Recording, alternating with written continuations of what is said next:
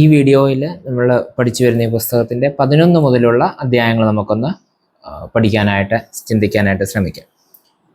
പരസ്യ ശുശ്രൂഷയുടെ അന്ത്യഘട്ടത്തിലേക്കാണ് നമ്മൾ ഇപ്പോൾ ഒരുമിച്ച് ചിന്തിക്കുവാനായിട്ട് കടന്നു വരുന്നത്.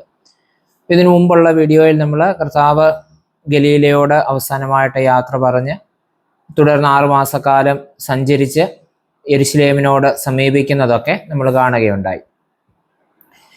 ഇപ്പോൾ കർത്താവിൻ്റെ ശുശ്രൂഷയുടെ ഈ അവസാന ദിവസങ്ങളിൽ നമ്മൾ നോക്കുമ്പോൾ അത് പെസഹ പെരുന്നാൾ അടുത്തു വരുന്നതായിട്ടാണ് നമുക്ക് മനസ്സിലാക്കുവാനായിട്ട് സാധിക്കുന്നത്. യഹൂദന്മാരെ സംബന്ധിച്ചിടത്തോളം ഈ പെസഹ പെരുന്നാൾ എന്ന് പറയുന്നത് ഒരു വലിയ ഒരു ആഘോഷവും വലിയ ഒരു സംഭവമാണ്. അതുകൊണ്ട് ലോകത്തിൻ്റെ ഏത് ഭാഗത്താണെങ്കിലും പെസഹ പെരുന്നാളിനോടനുബന്ധിച്ച് യഹൂദന്മാർ സ്വന്തം ദേശത്തേക്കും ദേവാലയത്തിലേക്കും ഒക്കെ മടങ്ങി വരുന്നത് പതിവായിരുന്നു. ജോസീഫസ് എഴുതുന്നത് ഏതാണ്ട് ആ കാലഘട്ടത്തിൽ 27 ലക്ഷത്തിലധികം ആളുകൾ യെരുശലേമിലേക്ക് വരികയും അവിടെ തിങ്ങിക്കൂടുകയും ചെയ്യുമായിരുന്നു എന്ന് ജോസീഫസ് പറയുന്നുണ്ട്. അപ്പോൾ ഏത് നാട്ടിൽ പോയാലും പെസഹ ആചരിപ്പാൻ തക്കവണ്ണം യഹൂദന്മാർ യെരുശലേമിലേക്ക് വരിക പതിവായിരുന്നു. എന്നാൽ ഈ വർഷം, അതായത് കർത്താവ് ഈ അന്ത്യനാളുകളിലേക്ക് വരുമ്പോൾ ആ വർഷം പെസഹ പെരുന്നാളിന് കൂടുതൽ താല്പര്യത്തോടെ ആളുകൾ വന്നു എന്ന് നമുക്ക് മനസ്സിലാക്കുവാനായിട്ട് സാധിക്കും. അത് പല ഉദ്ദേശത്തോടു കൂടിയാണ്. ഒന്ന്, ഈ പെസഹ പെരുന്നാളിന് വരുന്നവർ തന്നെ പല ഉദ്ദേശത്തോടു കൂടി വരുന്നവരുണ്ട്. കാരണം എന്താണ്? ഒന്ന്, ശരിക്കും ആത്മീയമായ ഒരു താല്പര്യത്തോടു കൂടി വരുന്നവരുണ്ട്. പിതാക്കന്മാർക്ക് ദൈവം നൽകിയ വിടുതലിൻ്റെ ഓർമ്മ, അതിൻ്റെ കൃതജ്ഞതയും ഒക്കെ ആയിട്ട് ശരിയായ ആത്മീയ അർത്ഥത്തിൽ യെരുശലേമിലേക്ക് പെരുന്നാൾ ആചരിക്കാനായിട്ട് വരുന്ന ആളുകളുണ്ട്. അതുപോലെ ഇതൊരു സോഷ്യൽ ഒക്കേഷനായിട്ട് കണ്ട് ബന്ധുക്കളെയും സുഹൃത്തുക്കളെയും ഒക്കെ വീണ്ടും കാണുവാനും ഒരുമിച്ച് കൂടുവാനുമുള്ള ആഗ്രഹത്തോടെ പെരുന്നാൾ ആഘോഷിക്കാനായിട്ട് സ്വന്തം നാട്ടിലേക്ക് യെരുശലേമിലേക്കൊക്കെ വരുന്ന ആളുകളുണ്ട്. അതുപോലെ തങ്ങളുടെ സ്ഥലങ്ങളിലുള്ള ഉൽപ്പന്നങ്ങളൊക്കെ, ഇവിടെ ഒരുപാട് ആളുകൾ കൂടുന്നതായതുകൊണ്ട് അവിടെയുള്ള സാധനങ്ങളൊക്കെ നല്ല വിലയ്ക്ക് ഇവിടെ കൊണ്ടുവന്ന് വിൽക്കാം എന്നുള്ള ഒരു സാധ്യത കണ്ട് വരുന്നവരൊക്കെ ഉണ്ട്. ഇങ്ങനെ പല ഉദ്ദേശത്തോടു കൂടിയാണ് ആളുകൾ വരുന്നത്. എന്നിരുന്നാലും ഒരു വലിയ ജനക്കൂട്ടം അതിന് വരും എന്നുള്ളത് നമുക്ക് മനസ്സിലാക്കുവാൻ കഴിയുന്നതായിട്ടുള്ള കാര്യമാണ്. അപ്പോൾ ആ പ്രദേശമെല്ലാം ജനക്കൂട്ടം കൊണ്ട് നിബിഡമായിരിക്കുന്ന ആ ഒരു സാഹചര്യത്തിലാണ് കർത്താവിൻ്റെ ഈ അവസാനത്തെ നാളുകൾ നടക്കുന്നത് നമുക്ക് മനസ്സിലാക്കുവാനായിട്ട് സാധിക്കും.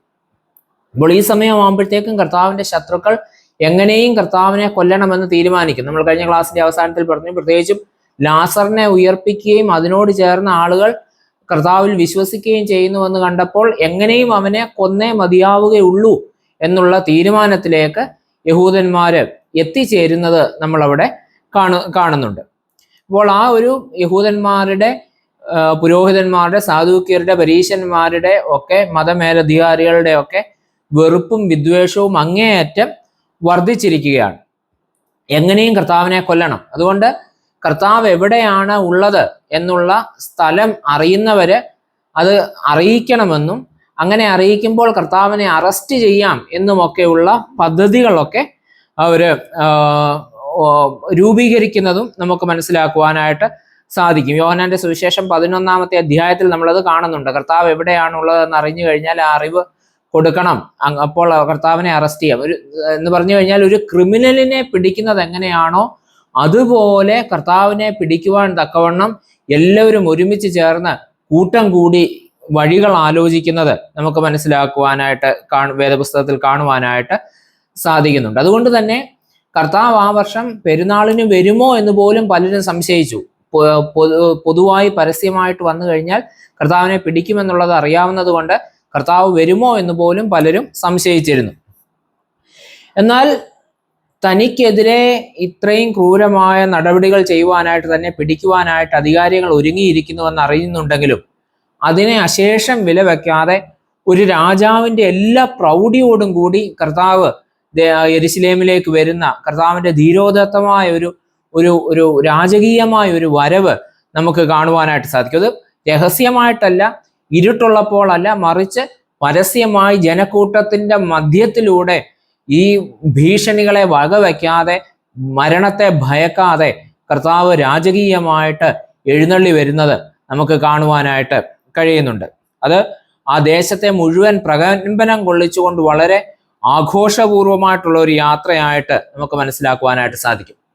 ഇനി അങ്ങോട്ടുള്ള ദിവസങ്ങൾ ഓരോ ദിവസവും എണ്ണപ്പെട്ടിരിക്കുകയാണ്. പെസഹായ്ക്ക് 6 ദിവസമാണ് ബാക്കിയുള്ളത്. അതിൽ ഓരോ ദിവസവും എന്തൊക്കെയാണ് സംഭവിക്കുന്നത് എന്ന് നമുക്ക് വേഗത്തിലൊന്ന് നോക്കാം.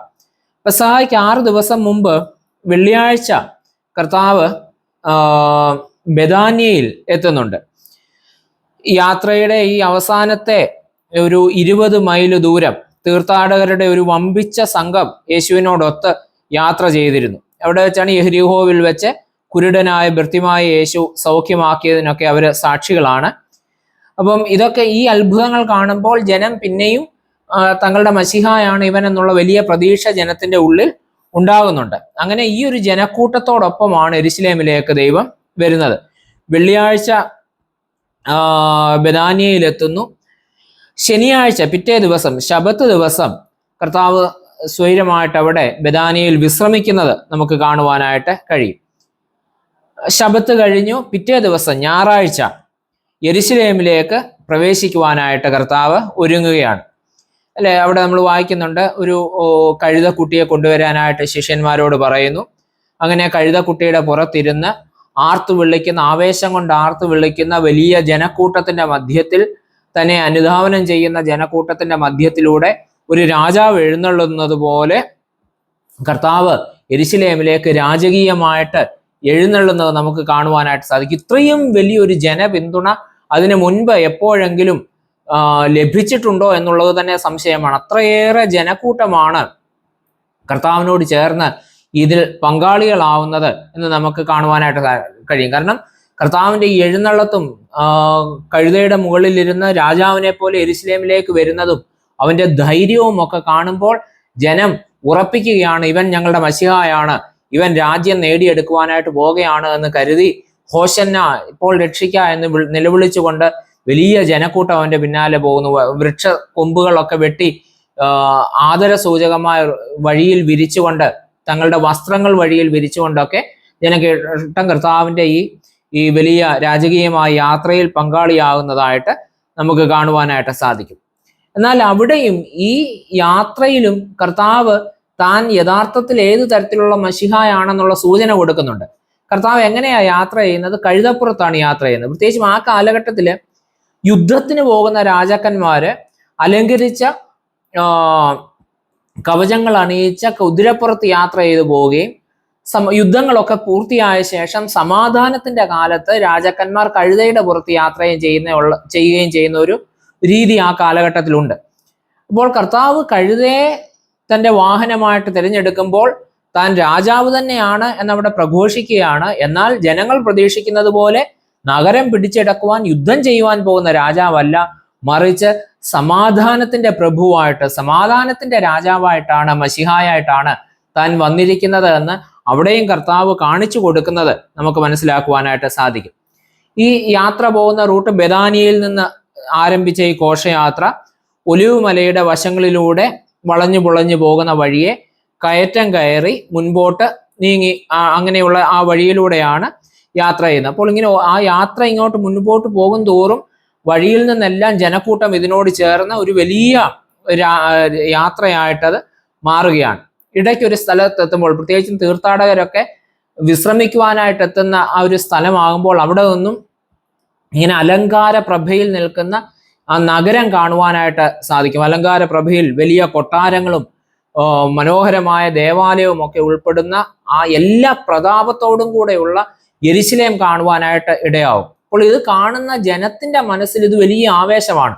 തങ്ങളുടെ രാജ്യത്തിന്റെ തലസ്ഥാനം എന്നുള്ള തരത്തിൽ, ഇത് തങ്ങളുടെ സ്വന്തമാകുവാനായിട്ട് പോകുന്നു എന്നുള്ള തരത്തിൽ ഈ കാഴ്ച ജനങ്ങളുടെ ഹൃദയത്തിൽ വലിയ ആവേശമാണ് നിറയ്ക്കുന്നത്.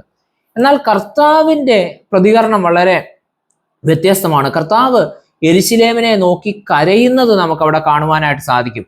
എന്തുകൊണ്ടാണ് കർത്താവ് ജനങ്ങളെല്ലാം ആവേശം കൊണ്ടപ്പോൾ കർത്താവ് എന്തുകൊണ്ടാണ് യെരുശലേമിന്റെ ഈ കാഴ്ച കണ്ട് കരയുന്നത്? കാരണം കർത്താവിന് അറിയാം മുൻപോട്ട് നടക്കുവാനായിട്ട് പോകുന്നത് എന്താണ്. യെരുശലേം തന്റെ നാഥനെ തള്ളിക്കളയുവാനായിട്ട് പോവുകയാണ്, തന്നെ ക്രൂശിക്കുവാനായിട്ട് പോവുകയാണ്. അവർ തന്നെ അംഗീകരിക്കുവാനായിട്ട് പോകുന്നില്ല. അതിന്റെ പിന്നാലെ യെരുശലേമിന്റെ നേരെ വരുന്ന ന്യായവിധിയും ശിക്ഷാവിധിയും ഒക്കെ ഉണ്ട്. അധികം താമസിയാതെ റോമാക്കാർ ഈ നഗരം ആക്രമിക്കും, ജനത്തെ അനേകം ആളുകളെ കൊന്നൊടുക്കും, ദേവാലയം നശിപ്പിക്കപ്പെടും. ഇതൊക്കെ ഏതാണ്ട് 10-40 വർഷം കഴിയുമ്പോൾ ഇതെല്ലാം നടക്കുന്നുണ്ട്. AD 70 ഇതെല്ലാം സംഭവിക്കുന്നുണ്ട്.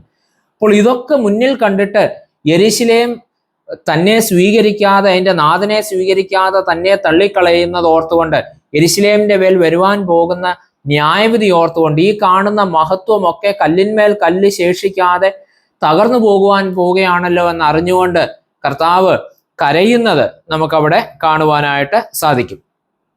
വീണ്ടും ആ യാത്ര മുന്നോട്ട് പോവുകയാണ്. ഘോഷയാത്ര മുൻപോട്ട് ചെല്ലുന്നു. രാജകീയമായിട്ട് യെരുശലേമിന്റെ നഗരത്തിലേക്ക് പ്രവേശിക്കുന്നു. അപ്പോൾ നഗരം മുഴുവൻ ഇളകുന്നു. ഇവൻ ആരാണ് എന്ന് നഗരവാസികൾ ചോദിക്കുന്നു. അപ്പോൾ അവിടെ കൂടെ ഉള്ളവർ പറയുന്നു, അവൻ നസ്രയത്തിൽ നിന്നുള്ള പ്രവാചകനാണ് എന്ന് അവര് പറയുന്നു. അങ്ങനെ നഗരത്തിലേക്ക് പ്രവേശിച്ചിട്ട് ആദ്യം എവിടേക്കാണ് പോകുന്നത്? ദേവാലയത്തിലേക്കാണ്. സ്വാഭാവികമായിട്ടും ദേവാലയത്തിലേക്കാണ് കർത്താവ് പോകുന്നത്. ഒന്ന് സന്ധ്യയോടടുക്കുമ്പോൾ ദേവാലയമൊക്കെ ചുറ്റി നടന്ന് കണ്ടതിന് ശേഷം തിരിച്ച് ബെഥാന്യയിലേക്ക് കർത്താവ് മടങ്ങിപ്പോവുകയാണ് ചെയ്യുന്നത്. അടുത്ത ദിവസം ദേവാലയം ശുദ്ധീകരിക്കുവാനായിട്ട് വീണ്ടും കർത്താവ് യെരുശലേമിലേക്ക് പോകുന്നത് നമുക്ക് കാണുവാനായിട്ട് സാധിക്കും. അത് തിങ്കളാഴ്ച ദിവസമാണ്. അന്ന് എന്താ സംഭവം? ഈ ദേവാലയത്തിന്റെ ശുദ്ധീകരണം നമ്മൾ മുൻപ് ഒരു വീഡിയോയിൽ പറഞ്ഞിട്ടുണ്ട്. ഇത് സുവിശേഷങ്ങളിൽ ഇതിന്റെ സമയത്തിൽ വ്യത്യാസമുണ്ട്, അല്ലെ? സിനോപ്റ്റിക് ഗോസ്പൽസിൽ മത്തായി, മർക്കോസ്, ലൂക്കോസ് ഈ സുവിശേഷങ്ങളിൽ ഇത് കർത്താവിന്റെ അന്ത്യയാത്രയോട് അനുബന്ധിച്ച് നമ്മളിപ്പോൾ പറയുന്ന ഈ ഒരു സമയക്രമത്തിലാണ് സംഭവിക്കുന്നത്. എന്നാൽ യോഹന്നാന്റെ സുവിശേഷത്തിൽ പരസ്യ ശുശ്രൂഷയുടെ ആരംഭത്തിൽ നടന്നതായിട്ടാണ് യോഹന്നാൻ രേഖപ്പെടുത്തിയിരിക്കുന്നത്. ആ സമയത്തിൽ ഒരു ചെറിയ വ്യത്യാസമുണ്ട് എന്നുള്ളത് നമ്മുടെ ശ്രദ്ധയിലിരിക്കേണ്ടതായിട്ടുള്ള കാര്യമാണ്. ഓക്കെ, എന്തു തന്നെയായാലും സമവീക്ഷണ സുവിശേഷങ്ങൾ അനുസരിച്ച് നമ്മൾ നോക്കുമ്പോൾ ആ തിങ്കളാഴ്ച പ്രഭാതത്തിൽ കർത്താവ് വീണ്ടും ദേവാലയത്തിലേക്ക് ചെല്ലുന്നു. തന്നെ കൊന്നൊടുക്കുവാൻ കാത്തിരിക്കുന്ന ശത്രുക്കളുടെ മധ്യത്തിലേക്കാണ് കർത്താവ് ചെല്ലുന്നത്. എന്നാൽ ആ ദിവസം കർത്താവിൻ്റെ ഒരു പ്രകൃതം നമ്മൾ നോക്കുകയാണെങ്കിൽ പൊതുവെ ശാന്ത സ്വഭാവനായുള്ള കർത്താവിനെയാണ് സുവിശേഷങ്ങളിൽ നമുക്ക് പരിചയമുള്ളത്. എന്നാൽ അന്ന് വളരെ കോപത്തോടെ ചാട്ടവാറൊക്കെ എടുക്കുന്ന, വളരെ കോപത്തോടെ പ്രതികരിക്കുന്ന ഒരു കർത്താവിനെ നമുക്ക് കാണുവാനായിട്ട് ഈ ഒരു സാഹചര്യത്തിൽ ഇടയാവുന്നുണ്ട്. അപ്പോൾ എന്തുകൊണ്ടാണ് കർത്താവ് ആ ദിവസം അത്ര കോപത്തോടെ പ്രതികരിക്കുവാനായിട്ട് ഇടയായത്? അതിൻ്റെ ഒരു അല്പം ചരിത്രം നമ്മളൊന്ന് മനസ്സിലാക്കേണ്ടതായിട്ടുണ്ട്. ഒന്ന്, ഒരു ടെമ്പിൾ ടാക്സ് എന്ന് പറയുന്ന ഒരു സിസ്റ്റം ഉണ്ട്. അതായത് പ്രായപൂർത്തിയായ എല്ലാ യഹൂദ പുരുഷന്മാരും വർഷത്തിലൊരിക്കൽ ദേവാലയത്തിലേക്ക് ടാക്സ് കൊടുക്കണം. മറ്റൊരു തരത്തിൽ പറഞ്ഞാൽ നമ്മളിപ്പോൾ ഈ നമ്മുടെ പള്ളികളിൽ നമ്മുടെ സബ്സ്ക്രിപ്ഷൻ ഫീസ് അടയ്ക്കുന്നത് പോലെ, അതല്ല എങ്കിൽ പോലും എന്ന് പറയുന്നത് പോലെ മറ്റേത് നിർബന്ധമായിട്ടുള്ളതാണ് യെരുശലേം ദേവാലയത്തിനുള്ളത്. വർഷത്തിലൊരിക്കൽ പ്രായപൂർത്തിയായ പുരുഷന്മാരെല്ലാവരും ദേവാലയത്തിന് കരം കൊടുക്കണം. അത് 1/2 ശേക്കലാണ് ഈ കരത്തിന്റെ തുകയായിട്ട് നിശ്ചയിച്ചിട്ടുള്ളത്. പുരോഹിതന്മാർക്ക് അത് കൊടുക്കേണ്ടതായിട്ട് ആവശ്യമില്ല, മറ്റു ജനങ്ങൾ എല്ലാവരും അത് കൊടുക്കണം, പുരുഷന്മാരെല്ലാവരും അത് കൊടുക്കണം. അപ്പോൾ ഇത് എപ്പോഴാണ് ശേഖരിക്കുന്നത്? പെസഹ പെരുന്നാളിന് 1 മാസം മുൻപ് തുടങ്ങി 10 ദിവസത്തേക്ക് എല്ലാ ഇടങ്ങളിലും അവരുടെ സ്വന്തം സ്ഥലത്ത് തന്നെ ഇത് ശേഖരിക്കുവാനുള്ള സംവിധാനങ്ങളുണ്ട്. ആ 10 ദിവസം അവരുടെ ഇടത്ത് തന്നെ അത് ശേഖരിക്കാം. ഈ 10 ദിവസം കഴിഞ്ഞാൽ പിന്നെ അവിടെയെങ്ങും ഇത് ശേഖരിക്കത്തില്ല. പിന്നെ ഈ ടാക്സ് കളക്ട് ചെയ്യുന്നത് ദേവാലയത്തിൽ മാത്രമാണ്, യെരുശലേം ദേവാലയത്തിൽ മാത്രമാണ്. അപ്പോൾ എന്ത് ചെയ്യും? ദൂരദേശങ്ങളിൽ നിന്നൊക്കെ വരുന്ന ആളുകൾ ദേവാലയത്തിൽ പെസഹ പെരുന്നാളിന് വരുന്ന സമയത്ത് ഈ ദേവാലയത്തിലേക്കുള്ള കരം കൊടുക്കുവാനായിട്ട്, ടാക്സ് കൊടുക്കുവാനായിട്ട് ഇടയാവും. അപ്പോൾ അവര് അവിടെ നിന്ന് വരുമ്പോൾ എങ്ങനെയാണ്? ഇപ്പൊ മറ്റു രാജ്യത്തു നിന്ന് വരുന്നവർ അവിടെ നിന്ന് വരുമ്പോൾ ആ രാജ്യത്തിന്റെ നാണയമാണ് ഇവരുടെ കയ്യിലുള്ളത്. എന്നാൽ യഹൂദന്മാരുടേതല്ലാതെ മറ്റ് നാണയങ്ങളിലെല്ലാം, മറ്റു രാജ്യത്തിന്റെ നാണയങ്ങളിലെല്ലാം എന്തുണ്ട്? അതാത് രാജ്യത്തിലെ രാജാക്കന്മാരുടെ ചിത്രം അതിന്റെ മുകളിലുണ്ട്. ഇങ്ങനെയുള്ള നാണയം യെരുശലേം ദേവാലയത്തിൽ സ്വീകരിക്കത്തില്ല. കാരണം അത് 2ാമത്തെ കൽപ്പനയുടെ ലംഘനമാണ് എന്ന് പറഞ്ഞുകൊണ്ട് ഇങ്ങനെയുള്ള നാണയങ്ങളെ ദേവാലയത്തിൽ ടാക്സ് ആയിട്ട് സ്വീകരിക്കത്തില്ല. അപ്പം എന്ത് ചെയ്യും? ഈ നാണയങ്ങൾ മാറ്റിയെടുക്കുവാനായിട്ട് പൊൻവാണിഭക്കാരെ അവിടെ നിയമിച്ചിട്ടുണ്ട്. അവരുടെ തൊഴിൽ എന്താണ്? ഇങ്ങനെ വിദേശ നാണയങ്ങൾ കൊണ്ടുവരുന്നവരുടെ കയ്യിൽ നിന്നും ആ നാണയം സ്വീകരിച്ചിട്ട് അതിന് അനുസൃതമായ തുക യഹൂദന്മാരുടെ നാണയത്തിൽ അവർക്ക് കൊടുക്കുക എന്നുള്ളതാണ്. പ്രത്യക്ഷത്തിൽ ഇതിൽ വലിയ പ്രശ്നം തോന്നുന്നില്ലെങ്കിലും ഇതിന്റെ പിന്നിൽ വലിയ ചൂഷണം നടക്കുമായിരുന്നു. ഇങ്ങനെയുള്ള നാണയം മാറിയെടുക്കുമ്പോൾ 20% കമ്മീഷൻ ഈ ആളുകൾ പൊൻവാണിഭക്കാര് അന്യായമായി 20% കമ്മീഷൻ അതിൽ കൈപ്പറ്റിയിരുന്നു. മാത്രമല്ല ഈ കൊണ്ടുവരുന്ന നാണയത്തിന് എന്തെങ്കിലും ഡാമേജ് ഉണ്ടെങ്കിൽ, അത് അധികം തേഞ്ഞു പോയതോ അതിനെന്തെങ്കിലും രൂപത്തിൽ എന്തെങ്കിലും ഡാമേജ് ഒക്കെ ഉണ്ടെങ്കിൽ അതിന്റെ പേരിലും വലിയ തുക കമ്മീഷനായിട്ട് ആ നാണയം സ്വീകരിക്കുന്നതിന് പകരമായിട്ട് നൽകിയിരുന്നു. ഇങ്ങനെ ഒരു വർഷം 1.5 ലക്ഷത്തിലധികം പണം ഈ ഇനത്തിൽ അധികാരികൾ ഇങ്ങനെ കമ്മീഷൻ ഇനത്തിൽ ലാഭം ഉണ്ടാക്കിയിരുന്നു എന്നാണ് പറയുന്നത്. 1.5 ലക്ഷം എന്ന് പറയുന്നത് ആ കാലഘട്ടത്തിൽ ചിന്തിക്കുമ്പോൾ വലിയ തുകയാണ്. ഒരു ദിവസത്തെ കൂലി എന്ന് പറയുന്നത്, ഒരു തച്ച് എന്ന് പറയുന്നത് അരപ്പണമാണ്. അപ്പോൾ 1.5 ലക്ഷം എന്ന് പറയുന്നത് എത്ര വലിയ തുകയാണെന്ന് അറിയാം. ഇത് അന്യായമായി ജനത്തിൽ നിന്നും ഈ തുക കൈമാറി വാങ്ങിക്കൊണ്ടിരിക്കുകയാണ്. അതാണ് പൊൻവാണിഭക്കാരെ പറ്റി നമ്മൾ കാണുന്നത്. അതുപോലെ ചൂഷണം നടന്ന മറ്റൊരു ഏരിയയാണ് ഈ ദേവാലയത്തിലേക്ക് വരുന്നവരെല്ലാം ദേവാലയത്തില് യാഗം കഴിക്കുന്നതായിട്ടുള്ള ഒരു പതിവുണ്ട്. അപ്പൊ ദൂരദേശങ്ങളിൽ നിന്നൊക്കെ വരുന്നവർക്ക് എന്ത് ചെയ്യാനായിട്ട് പറ്റില്ല, അവര് ദൂരദേശങ്ങളിൽ നിന്ന് യാത്ര ചെയ്ത് വരുമ്പോൾ യാഗം കഴിക്കുവാനുള്ള ആട്ടിൻകുട്ടിയെ ഒന്നും കൂടെ കൊണ്ടുവരുവാനായിട്ട് കഴിയത്തില്ല. അപ്പോൾ അവർക്കുള്ള മാർഗം എന്താ, യെരുശലേമിൽ വന്നിട്ട് അവിടെ നിന്നും വാങ്ങുക എന്നുള്ളതാണ്. എന്നാൽ യെരുശലേമിൽ നഗരത്തിന് പുറത്തുള്ള ഇടങ്ങളിൽ നിന്നൊക്കെ വാങ്ങിക്കൊണ്ടുവരുന്ന ആട്ടിൻകുട്ടികളെ ദേവാലയത്തിൽ യാഗം കഴിക്കുവാനായിട്ട് വരുമ്പോൾ അതിനെ പരിശോധിച്ചിട്ട് ഇത് പുറത്തുനിന്നുള്ളതാണെന്ന് കാണുമ്പോൾ അത്ര കൃത്യതയോടെ അതിനെ പരിശോധിച്ചിട്ട് ഇതിനെന്തെങ്കിലും ന്യൂനതകളുണ്ട്, ഇതിനെന്തെങ്കിലും കുഴപ്പങ്ങളുണ്ട് എന്ന് പറഞ്ഞുകൊണ്ട് ഇത് സ്വീകരിക്കുവാൻ പറ്റത്തില്ല എന്ന് പറഞ്ഞ് അത് റിജക്റ്റ് ചെയ്യും. അപ്പൊ പിന്നെ ഇവർക്കുള്ള ഏക വഴി എന്താണ്, മഹാപുരോഹിതന്റെ നേതൃത്വത്തിൽ ദേവാലയത്തിനോട് ചേർന്ന് തന്നെ യാഗമൃഗങ്ങളെ വിൽക്കുന്ന കടകളുണ്ട്. അപ്പോൾ മറ്റു ഇടങ്ങളിൽ നിന്ന് ലഭിക്കുന്നതിനേക്കാൾ വലിയ തുക അധികമായിട്ട് കൊടുത്തുകൊണ്ട് ഈ മൃഗങ്ങളെ വാങ്ങാം. ഈ മൃഗങ്ങളെ ആണെങ്കിൽ യാഗം കഴിക്കുവാനായിട്ട് അവര് സ്വീകരിക്കും. അപ്പോൾ ഇങ്ങനെ ജനത്തെ ചൂഷണം ചെയ്തുകൊണ്ട്, യാഗം കഴിക്കുവാൻ വരുന്ന ജനത്തെ ചൂഷണം ചെയ്തുകൊണ്ട് അവർ കൊണ്ടുവരുന്ന മൃഗങ്ങൾ കുഴപ്പമുള്ളതാണ്, ഊനമുള്ളതാണ് എന്ന് പറഞ്ഞ് അതിനെ റിജക്റ്റ് ചെയ്യുകയും ഒരു മഹാപുരോഹിതന്റെ ഉടമസ്ഥതയിൽ നടക്കുന്നതായ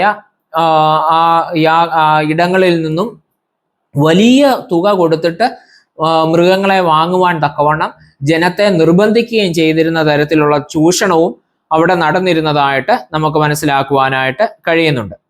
അപ്പോൾ ഇതെല്ലാം നടക്കുന്നത് എവിടെയാണ്? ഇങ്ങനെയുള്ള ഈ പൊൻവാണിഭക്കാരുടെ ട്രാൻസാക്ഷൻസും ഈ മൃഗങ്ങളെ വാങ്ങുന്നതിന്റെ ട്രാൻസാക്ഷൻസും എല്ലാം നടക്കുന്നത് ദേവാലയത്തിലെ ജാതികൾക്കുള്ള പ്രാകാരത്തിലാണ്. ഈ പല ഇടങ്ങളായിട്ട് ദേവാലയത്തെ തിരിച്ചിട്ടുണ്ട്. ഏറ്റവും പുറത്തുള്ളത് വിജാതീയരായ ആളുകൾക്കുള്ള പ്രാകാരമാണ്. അത് കഴിഞ്ഞിട്ട് മുൻപോട്ട് വരുമ്പോഴാണ് യഹൂദ സ്ത്രീകൾക്കുള്ളതായ പ്രാകാരം. അതിൻ്റെയും മുൻപിലാണ് യഹൂദ പുരുഷന്മാർക്കുള്ളതായ ഇടം. അതിൻ്റെയും മുൻപിലാണ് പുരോഹിതന്മാർക്കുള്ള ഇടം. അതിൻ്റെ മുൻപിലാണ് വിശുദ്ധ സ്ഥലം. അപ്പോൾ ഈ ജാതികൾക്കുള്ള ഇടത്ത് നിന്നും ഈ യഹൂദന്മാർക്കുള്ള ഇടത്തിലേക്ക് ഒരിക്കലും വിജാതീയരായ ഒരാൾക്കും കടന്നു വരുവാനായിട്ട് അനുവാദമില്ല. അങ്ങനെ കടന്നാൽ മരണമാണ് ശിക്ഷ. അപ്പോൾ ജാതികളായ ആളുകൾ, വിജാതീയരായ ആളുകൾ പ്രാർത്ഥനയ്ക്കായിട്ട് അവർക്ക് വന്ന് നിൽക്കുവാൻ കഴിയുന്ന സ്ഥലത്തിലാണ്, അവർക്ക് വേണ്ടി വേർതിരിക്കപ്പെട്ട സ്ഥലത്തിലാണ് എന്ത് നടക്കുന്നത്, ഈ കച്ചവടങ്ങളെല്ലാം നടക്കുന്നത്. അപ്പോൾ ഈ പൊൻവാണിഭക്കാരുടെ അടുത്ത് വന്ന് നാണയം മാറുന്നിടത്തും യാഗമൃഗങ്ങളെ വാങ്ങുന്നിടത്തുമെല്ലാം ഇതിന്റെ വിലപേശലുകളും അതിന്റെ പേരിലുള്ള തർക്കങ്ങളും വഴക്കുകളും ഒക്കെ ആയിട്ട് ദേവാലയത്തിലേക്ക് പ്രാർത്ഥിക്കുവാൻ വരുന്ന വിജാതീയരായ ആളുകൾക്ക് നിൽക്കുവാൻ കഴിയാതെ വണ്ണം, അവിടെ നിന്ന് സ്വസ്ഥമായിട്ട് പ്രാർത്ഥിക്കുവാൻ കഴിയാതെ വണ്ണം ഇവിടെ വലിയ തിക്കും തിരക്കും വാഗ്വാദങ്ങളും വഴക്കുകളും ഒക്കെ നടക്കുന്ന ഇടമായിട്ട് മാറുന്നുണ്ട്. അപ്പോൾ ഇത് കണ്ടിട്ടാണ് കർത്താവ് വളരെ കോപത്തോടെ അവിടെ പ്രതികരിക്കുന്നത് എന്ന് നമുക്ക് മനസ്സിലാക്കുവാനായിട്ട് സാധിക്കും. എൻ്റെ പിതാവിൻ്റെ ഭവനം പ്രാർത്ഥനയുടെ ഭവനം എന്ന് എഴുതപ്പെട്ടിരിക്കുന്നു, നിങ്ങൾ അതിനെ കള്ളന്മാരുടെ ഗുഹയാക്കി തീർത്തു എന്നൊക്കെ പറഞ്ഞുകൊണ്ട് കർത്താവ് ഈ പൊൻവാണിഭക്കാരുടെ മേശകൾ മറിച്ച് കളയുകയും പ്രാവുകളെ വിൽക്കുന്നവരുടെയും മൃഗങ്ങളെ വിൽക്കുന്നവരെ അതിനെയെല്ലാം സ്വതന്ത്രമാക്കുകയും അവരെ അവിടെ നിന്ന് പുറത്താക്കുകയും ചെയ്തു. ആ ഇടത്തുകൂടി യാതൊരു വസ്തുവും കൊണ്ടുപോകുവാൻ അവൻ അനുവദിച്ചില്ല എന്നൊക്കെ നമ്മൾ വേദപുസ്തകത്തിൽ വായിക്കുന്നത് ഈ ഒരു പശ്ചാത്തലത്തിലാണ്. അപ്പോൾ അതിൻ്റെ ഒരു കോണ്ടെക്സ്റ്റ് നമ്മൾ ഓർത്തിരിക്കേണ്ടത് ആവശ്യമാണ്. അങ്ങനെ തിങ്കളാഴ്ച ദിവസം കർത്താവ് ദേവാലയം ശുദ്ധീകരിക്കുന്നു, വീണ്ടും മടങ്ങിപ്പോകുന്നു. അടുത്ത ദിവസം ചൊവ്വാഴ്ച ദിവസം എന്താ ചെയ്യുന്നത്? കർത്താവ് വീണ്ടും ദേവാലയത്തിലെത്തി അവിടെ തന്നെ ചുറ്റി നിൽക്കുന്ന ജനത്തെ ഉപദേശിക്കുവാനായിട്ട് തുടങ്ങി. അപ്പോൾ പരീശന്മാരും ശാസ്ത്രിമാരും സാദൂക്യരും ഹെരോദ്യരും മഹാപുരോഹിതരും എല്ലാം ഇവർ തമ്മിൽ അങ്ങോട്ടും ഇങ്ങോട്ടും വലിയ യോജിപ്പൊന്നുമില്ലെങ്കിലും ഒരു കാര്യത്തിൽ ഇവരെല്ലാം ഒരുമിച്ച് യോജിച്ച് നിൽക്കുന്നുണ്ട്. എങ്ങനെയെങ്കിലും കർത്താവിനെ കൊല്ലണം. അപ്പൊ ഇതിന് വഴി ഉണ്ടാക്കുവാനായിട്ട് അവർ ചെയ്ത ഒരു കാര്യമാണ് കർത്താവിനെ ചില ചോദ്യങ്ങൾ ചോദിച്ച്, പ്രത്യേകിച്ചും ജനത്തിന്റെ മധ്യത്തിൽ പഠിപ്പിച്ചുകൊണ്ടിരിക്കുന്ന കർത്താവിനെ ചില കുടുക്ക് ചോദ്യങ്ങൾ ചോദിച്ച് കീഴ്പ്പെടുത്താം, തോൽപ്പിക്കാം, അങ്ങനെ അവനുള്ള ജനസമ്മതി കുറയ്ക്കാം, ജനത്തിന്റെ മുൻപിൽ അവനെ അപമാനിക്കാം. ഈ ചോദ്യങ്ങളുടെ ഉത്തരമായി കർത്താവ് പറയുന്നതിൽ എന്തെങ്കിലും ലൂപ്പ് ഹോൾസ് കിട്ടുകയാണെങ്കിൽ അത് പിടിച്ച് അതിനെ ചേർത്തുകൊണ്ട് അവനെ ഒരു കുറ്റം ആരോപിച്ച് അതിനുള്ള ശിക്ഷ വാങ്ങിക്കാം എന്നൊക്കെയുള്ള ഉപായങ്ങൾ നെയ്തുകൊണ്ട് കർത്താവ് ദേവാലയത്തിൽ ജനത്തിനോട് സംസാരിച്ചുകൊണ്ടിരിക്കുന്ന ആ ദിവസം, ചൊവ്വാഴ്ച ദിവസം, ചോദ്യങ്ങൾ ചോദിക്കുവാനായിട്ട് അവർ ചില ആളുകളെ കർത്താവിന്റെ അടുക്കലേക്ക് പറഞ്ഞയക്കുന്നത് നമുക്ക് കാണുവാനായിട്ട് സാധിക്കും. കർത്താവിനെ കൊടുക്കുന്ന 3-4 ചോദ്യങ്ങൾ, 3-4 തരത്തിലുള്ള ചോദ്യങ്ങൾ നമ്മൾ അവിടെ കാണുന്നുണ്ട്. ഒന്ന് ചോദിക്കുന്നത് എന്താണ്? ഒന്ന് ചോദിക്കുന്നത്, നീ എന്ത് അധികാരം കൊണ്ട് ഇത് ചെയ്യുന്നു? ഇത് ചെയ്യുവാനുള്ള അധികാരം നിനക്ക് തന്നത് ആർ? ഇതാണ് ഒന്നാമത്തെ ചോദ്യം എന്ന് പറയുന്നത്. കർത്താവ് വളരെ വിദഗ്ധമായിട്ട് അതിന് മറുപടി പറയുന്നുണ്ട്. കർത്താവ് തിരിച്ച് അവരോട് ചോദിക്കുന്നുണ്ട്, യോഹന്നാൻ സ്നാപകൻ ഏത് അധികാരത്തോടു കൂടിയാണ് വന്നത്? അപ്പോൾ അവർക്ക് മറുപടി പറയാൻ കഴിയാത്ത ഒരു അവസ്ഥ വരുന്നുണ്ട്. കാരണം ദൈവത്തിൽ നിന്നാണ് എന്ന് പറഞ്ഞു കഴിഞ്ഞാൽ പിന്നെ എന്തുകൊണ്ടാണ് നിങ്ങൾ അനുസരിക്കാഞ്ഞതെന്ന് ചോദിക്കും. മനുഷ്യനിൽ നിന്നാണെന്ന് പറഞ്ഞു കഴിഞ്ഞാൽ ജനം യോഹന്നാൻ സ്നാപകൻ ഒരു വലിയ പ്രവാചകനായിരുന്നു എന്ന് ജനം അംഗീകരിച്ചത് കൊണ്ട് ജനത്തിന്റെ മുൻപിൽ ഇവര് ഇളിഭ്യരാകുവാനായിട്ടിടയാവും. അതുകൊണ്ട് അവരിത് അറിയത്തില്ല എന്ന് പറഞ്ഞ് രക്ഷപ്പെടുവാനായിട്ട് ശ്രമിക്കുന്നു. അപ്പോൾ കർത്താവ് പറയുന്നു, അങ്ങനെയാണെങ്കിൽ നിങ്ങളത് പറയുന്നില്ലെങ്കിൽ ഞാനും ഇത് പറയുന്നില്ല എന്നതിന് മറുപടി കൊടുത്തുകൊണ്ട് അവരെ കൺഫ്രണ്ട് ചെയ്യുന്നുണ്ട്. രണ്ടാമത്തെ ചോദ്യം എന്താ ചോദിക്കുന്നത്? കർത്താവിനെ കൊടുക്കുവാനായിട്ടുള്ള ചോദ്യമാണ് ചോദിക്കുന്നത്. കൈസർക്ക്, അതായത് സീസർക്ക്, റോമൻ ചക്രവർത്തിക്ക് കരം കൊടുക്കുന്നത് ശരിയാണോ തെറ്റാണോ? അതും ഒരു കുടുക്ക് ചോദ്യമാണ്. കാരണം എന്താ? കരം കൊടുക്കുന്നത് ശരിയാണ് എന്ന് പറഞ്ഞു കഴിഞ്ഞാൽ ജനങ്ങളുടെ പിന്തുണ കർത്താവിന് നഷ്ടപ്പെടും. കാരണം ഈ വലിയ കരം കൊടുക്കുന്നത് ജനങ്ങൾക്കൊരു വലിയ ബാധ്യതയാണ്.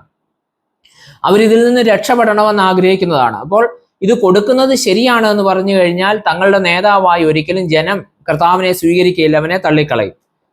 ഇത് കൊടുക്കുന്നത് ഇനി തെറ്റാണ്, കൊടുക്കേണ്ട ആവശ്യമില്ല എന്ന് കർത്താവ് പറഞ്ഞു കഴിഞ്ഞാൽ അവിടെ പടയാളികളുണ്ട്, ഹെരോദ്യരായ ആളുകളുണ്ട്, ഹെരോദാവിന്റെ ആളുകളുണ്ട്. അപ്പോൾ കരം കൊടുക്കണ്ട എന്നൊരാൾ ആഹ്വാനം ചെയ്തു കഴിഞ്ഞാൽ അയാളെ രാജ്യദ്രോഹിയായിട്ട് മുദ്ര കുത്തി ശിക്ഷ വിധിക്കുവാനായിട്ട് രാജാവിന് അധികാരമുണ്ട്. അപ്പോൾ ഈ ഏത് ഉത്തരം പറഞ്ഞാലും അവിടെ പ്രശ്നമുണ്ട് എന്ന് മനസ്സിലാക്കിയിട്ടാണ് ജനത്തിന്റെ മുൻപിൽ വെച്ച് ഇങ്ങനെ ഒരു ചോദ്യം ചോദിക്കുന്നത്. അതിനും കർത്താവ് വളരെ വിദഗ്ധമായി മറുപടി പറയുന്നു. അല്ലെ, ആ മറുപടി നമുക്കറിയാം, ദൈവത്തിനുള്ളത് ദൈവത്തിന്, കൈസർക്കുള്ളത് കൈസർക്ക് കൊടുപ്പീനെന്ന് കർത്താവ് മറുപടി പറയുന്നതൊക്കെ നമ്മൾ കാണുന്നുണ്ട്. മൂന്നാമതൊരു ചോദ്യം ചോദിക്കുന്നതാണ്, നമ്മൾ പറഞ്ഞു സാദൂക്യരെ പറ്റി നമ്മൾ കഴിഞ്ഞ ക്ലാസ്സിൽ പറയുകയുണ്ടായി. സാദൂക്യർ പുനരുദ്ധാനം ഇല്ല എന്ന് വിശ്വസിക്കുന്നവരാണ്. എന്നാൽ പരീശന്മാര് മരണത്തിനപ്പുറമുള്ള ജീവിതത്തെ പറ്റി വിശ്വാസമുള്ളവരാണ്. അപ്പോൾ ഇവര് സാദൂക്യര് കർത്താവിന്റെ അടുക്കൽ വന്നിട്ട് അവർ സ്ഥിരമായിട്ട് ചോദിച്ച് വിജയിക്കുന്ന ഒരു ചോദ്യം, പലരുടെ അടുത്തും പ്രത്യേകിച്ചും പുനരുദ്ധാനം ഉണ്ട് എന്ന് പറയുന്നവരോട് ചോദിച്ചുത്തരം മുട്ടിക്കുന്ന ചോദ്യവുമായിട്ട് കർത്താവിന്റെ അടുക്കൽ വരുന്നുണ്ട്. അതാണ് കർത്താവിനോട് ചോദിക്കുന്നത്. ഒരു പുരുഷൻ ഒരു സ്ത്രീയെ വിവാഹം കഴിക്കുന്നു, എന്നാൽ മക്കളില്ലാതെ ആ ഭർത്താവ് മരിച്ചു പോകുന്നു. എന്നാൽ ന്യായപ്രമാണ പ്രകാരം അങ്ങനെ ഒരു മനുഷ്യൻ കുഞ്ഞുങ്ങളില്ലാതെ മരിച്ചു പോയാൽ അവന്റെ സഹോദരന് ഈ സ്ത്രീയെ വിവാഹം ചെയ്യുവാനായിട്ട് അനുവാദമുണ്ട്. അങ്ങനെ സഹോദരൻ വിവാഹം ചെയ്യുന്നു, അവനും മരിച്ചു പോകുന്നു. അങ്ങനെ 7 സഹോദരന്മാരുണ്ടായിരുന്നു, 7 പേരും ഇതുപോലെ മരിച്ചു പോകുന്നു. അവസാനം ആ സ്ത്രീയും മരിക്കുന്നു. അപ്പോൾ നിത്യജീവനിൽ, മരണത്തിനപ്പുറമുള്ള പുതിയ ജീവനിൽ ഈ സ്ത്രീ ഇവരിൽ ആരുടെ ഭാര്യയായിരിക്കും? ഈ ലോകത്തിൽ 7 പേരുടെയും ഭാര്യയായിരുന്നല്ലോ, അപ്പോൾ പുനരുദ്ധാനത്തിൽ ആരുടെ ഭാര്യയായിരിക്കും എന്നുള്ള അവരുടെ സ്ഥിരം ഒരു കുടുക്ക് ചോദ്യം, ഉത്തരം മുട്ടിക്കുന്ന ചോദ്യം കർത്താവിനോട് ചോദിക്കുന്നുണ്ട്. അവിടെയും കർത്താവ് അതിന് വ്യക്തമായ മറുപടി അവരോട് പറഞ്ഞ് അവരെ വാക്കുമുട്ടിക്കുന്നുണ്ട്. കർത്താവ് അവരോട് പറയുന്നുണ്ട്, പുനരുദ്ധാനത്തിൽ വിവാഹം കഴിക്കുന്നില്ല, വിവാഹത്തിന് കൊടുക്കുന്നില്ല, എല്ലാവരും ദൈവദൂതന്മാരെ പോലെ ആകുന്നു എന്നൊക്കെ പറഞ്ഞ് ഇതൊക്കെ ലോകത്തിലെ കാര്യങ്ങളാണ്. ഇതിനും അപ്പുറമാണ് നിത്യജീവന്റെ അനുഭവം. ഈ ലോകത്തിന്റെ മാനങ്ങൾ വെച്ചിട്ട് നിത്യജീവനെ അളക്കുവാനായിട്ട് കഴിയുന്നതല്ല, അല്ലെങ്കിൽ ഇവിടുത്തെ സങ്കല്പങ്ങൾ വെച്ച് നിത്യജീവനെ ലിമിറ്റ് ചെയ്യുവാനായിട്ട് കഴിയുന്നതല്ല എന്ന് പറഞ്ഞുകൊണ്ട് കർത്താവ് അവരുടെ വാക്കുമുട്ടിക്കുന്നത് കാണുന്നുണ്ട്. നാലാമത് ഒരു ചോദ്യം കൂടി അവനോട് ചോദിക്കുന്നുണ്ട്, കൽപ്പനകളിൽ ഏറ്റവും വലിയത് ഏതാണ്? അതിനും കർത്താവ് വ്യക്തമായിട്ട് മറുപടി പറയുന്നുണ്ട്. നിന്റെ പൂർണ്ണ ഹൃദയത്തോടും പൂർണ്ണ ആത്മാവോടും കൂടെ ദൈവത്തെ ആരാധിക്കുന്നതാണ് ഏറ്റവും പ്രധാനപ്പെട്ട കൽപ്പന. രണ്ടാമത്തേത് അയൽക്കാരനെ നിന്നെ പോലെ തന്നെ സ്നേഹിക്കുക. ഒന്നാമത്തേത് ദൈവത്തെ സ്നേഹിക്കുക, രണ്ട് അയൽക്കാരനെ സ്നേഹിക്കുക എന്ന് പറഞ്ഞുകൊണ്ട് കർത്താവ് അതിനും മറുപടി കൊടുക്കുന്നുണ്ട്. അപ്പോൾ കർത്താവിനെ കുടുക്കുവാനായിട്ട് ചോദിച്ച ചോദ്യം, കർത്താവിന്റെ മറുപടിയിൽ ഈ ചോദ്യം ചോദിച്ചവർ ലജ്ജിതരാവുകയും ജനത്തിന്റെ മുൻപിൽ കർത്താവ് ബഹുമാന്യനായി തീരുകയും ചെയ്യുന്നു. അങ്ങനെ അവരുടെ ആ ഒരു വലിയ പദ്ധതി തോറ്റുപോകുന്നത് നമ്മൾ കാണുന്നുണ്ട്. ആ ദിവസവും കർത്താവ് തുടർന്ന് അനേക ഉപമകൾ ജനത്തെ പഠിപ്പിക്കുന്നുണ്ട്. അന്നേരമാണ് രണ്ട് പുത്രന്മാരുടെ ഉപമ പഠിപ്പിക്കുന്നത്, കല്യാണ വിരുന്നിന്റെ ഉപമ പഠിപ്പിക്കുന്നത്, 10 കന്യകമാരുടെ ഉപമ, താലന്തുകളുടെ ഉപമ, കോലാടുകളും ചെമ്മരിയാടുകളും തമ്മിലുള്ള ഉപമ, ദുഷ്ടരായ കുടിയാന്മാരെ പറ്റിയുള്ള ഉപമ. ഇതൊക്കെ കർത്താവ് ആ ഒരു സാഹചര്യത്തിലാണ് പറയുന്നത്. പ്രത്യേകിച്ച് മത്തായിയുടെ സുവിശേഷം 21-ാം അധ്യായം, 22-ാമത്തെ അധ്യായം, 25-ാമത്തെ അധ്യായം, ഇതിലൊക്കെ ഈ കാര്യങ്ങളൊക്കെ നമ്മൾ കാണുന്നുണ്ട്. ഇതില് ദുഷ്ടരായ കുടിയാന്മാരെ പറ്റിയുള്ള ഉപമ കർത്താവ് വളരെ കൃത്യതയോടുകൂടി അവിടെ പറയുന്നത്. അത് കേട്ട ഈ കർത്താവിനെ കുടുക്കുവാൻ വന്ന പരീശന്മാർക്കും സാധുക്യർക്കും പുരോഹിതന്മാർക്കും ഒക്കെ ഇത് കേട്ടപ്പോൾ അത് തങ്ങളെ ഉദ്ദേശിച്ചുള്ളതാണ് എന്ന് കൃത്യമായിട്ട് മനസ്സിലാവുന്നുണ്ട്. അതിലൂടെ അടുത്ത ദിവസം തനിക്ക് സംഭവിക്കുവാൻ പോകുന്നത് എന്താണ് എന്ന് കൂടി കർത്താവ് പറയുന്നുണ്ട്, അല്ലെ? ഒരു ജോലിക്കാരെ തൻ്റെ വസ്തുവകൾ ഏൽപ്പിച്ച് ദൂരേക്ക് പോകുന്ന യജമാനൻ അതിന്റെ ഫലം എടുക്കുവാനായിട്ട് ജോലിക്കാരനെ ഓരോരുത്തരെയായിട്ട് പറഞ്ഞു വിടുന്നു. എന്നാൽ ഈ കുടിയാന്മാർ എന്ത് ചെയ്യുന്നു? അത് ഏൽപ്പിക്കപ്പെട്ടവർ എന്ത് ചെയ്യുന്നു? അത് കൊടുക്കാതെ യജമാനൻ പറഞ്ഞു വിട്ട ദാസന്മാരെ ഉപദ്രവിച്ച് മടക്കി അയക്കുന്നു. അവസാനം പുത്രനെ തന്നെ യജമാനൻ അയക്കുന്നു. എന്നാൽ ഈ കുടിയാന്മാർ ആ പുത്രനെ കൊന്നുകളയുന്നു. ആ ഉപമയാണ് അത് പറയുന്നത്. അപ്പോൾ ഇതിനു മുൻപ് വന്നവരൊക്കെ പ്രവാചകന്മാരാണെന്നും താനാണ് യഥാർത്ഥത്തിലുള്ള മശിഹ എന്നും തന്നെയും ഈ യഹൂദന്മാർ ഏതാനും ദിവസങ്ങൾക്കുള്ളിൽ കൊന്നുകളയും എന്നുമുള്ള ഇത് തങ്ങളെ ഉദ്ദേശിച്ച് പറയുന്ന ഉപമയാണ് എന്ന് വളരെ വ്യക്തതയോടെ അവർക്ക് മനസ്സിലാവുകയും ജനത്തിന്റെ മധ്യത്തിൽ അത് കേട്ട ജനങ്ങൾക്കും അത് മനസ്സിലായി കർത്താവ് ആരെ ഉദ്ദേശിച്ചാണ് പറയുന്നത്. അങ്ങനെ ജനത്തിന്റെ മധ്യത്തിൽ അവർ പരിഹാസ്യരാവുന്നു. അവർക്ക് കർത്താവിനോടുള്ള കോപം വീണ്ടും കൂടുതലായിട്ട് വർദ്ധിക്കുകയും എങ്ങനെയും കർത്താവിനെ കൊല്ലണമെന്ന് അവർ തീരുമാനിക്കുകയും ചെയ്യുന്നു.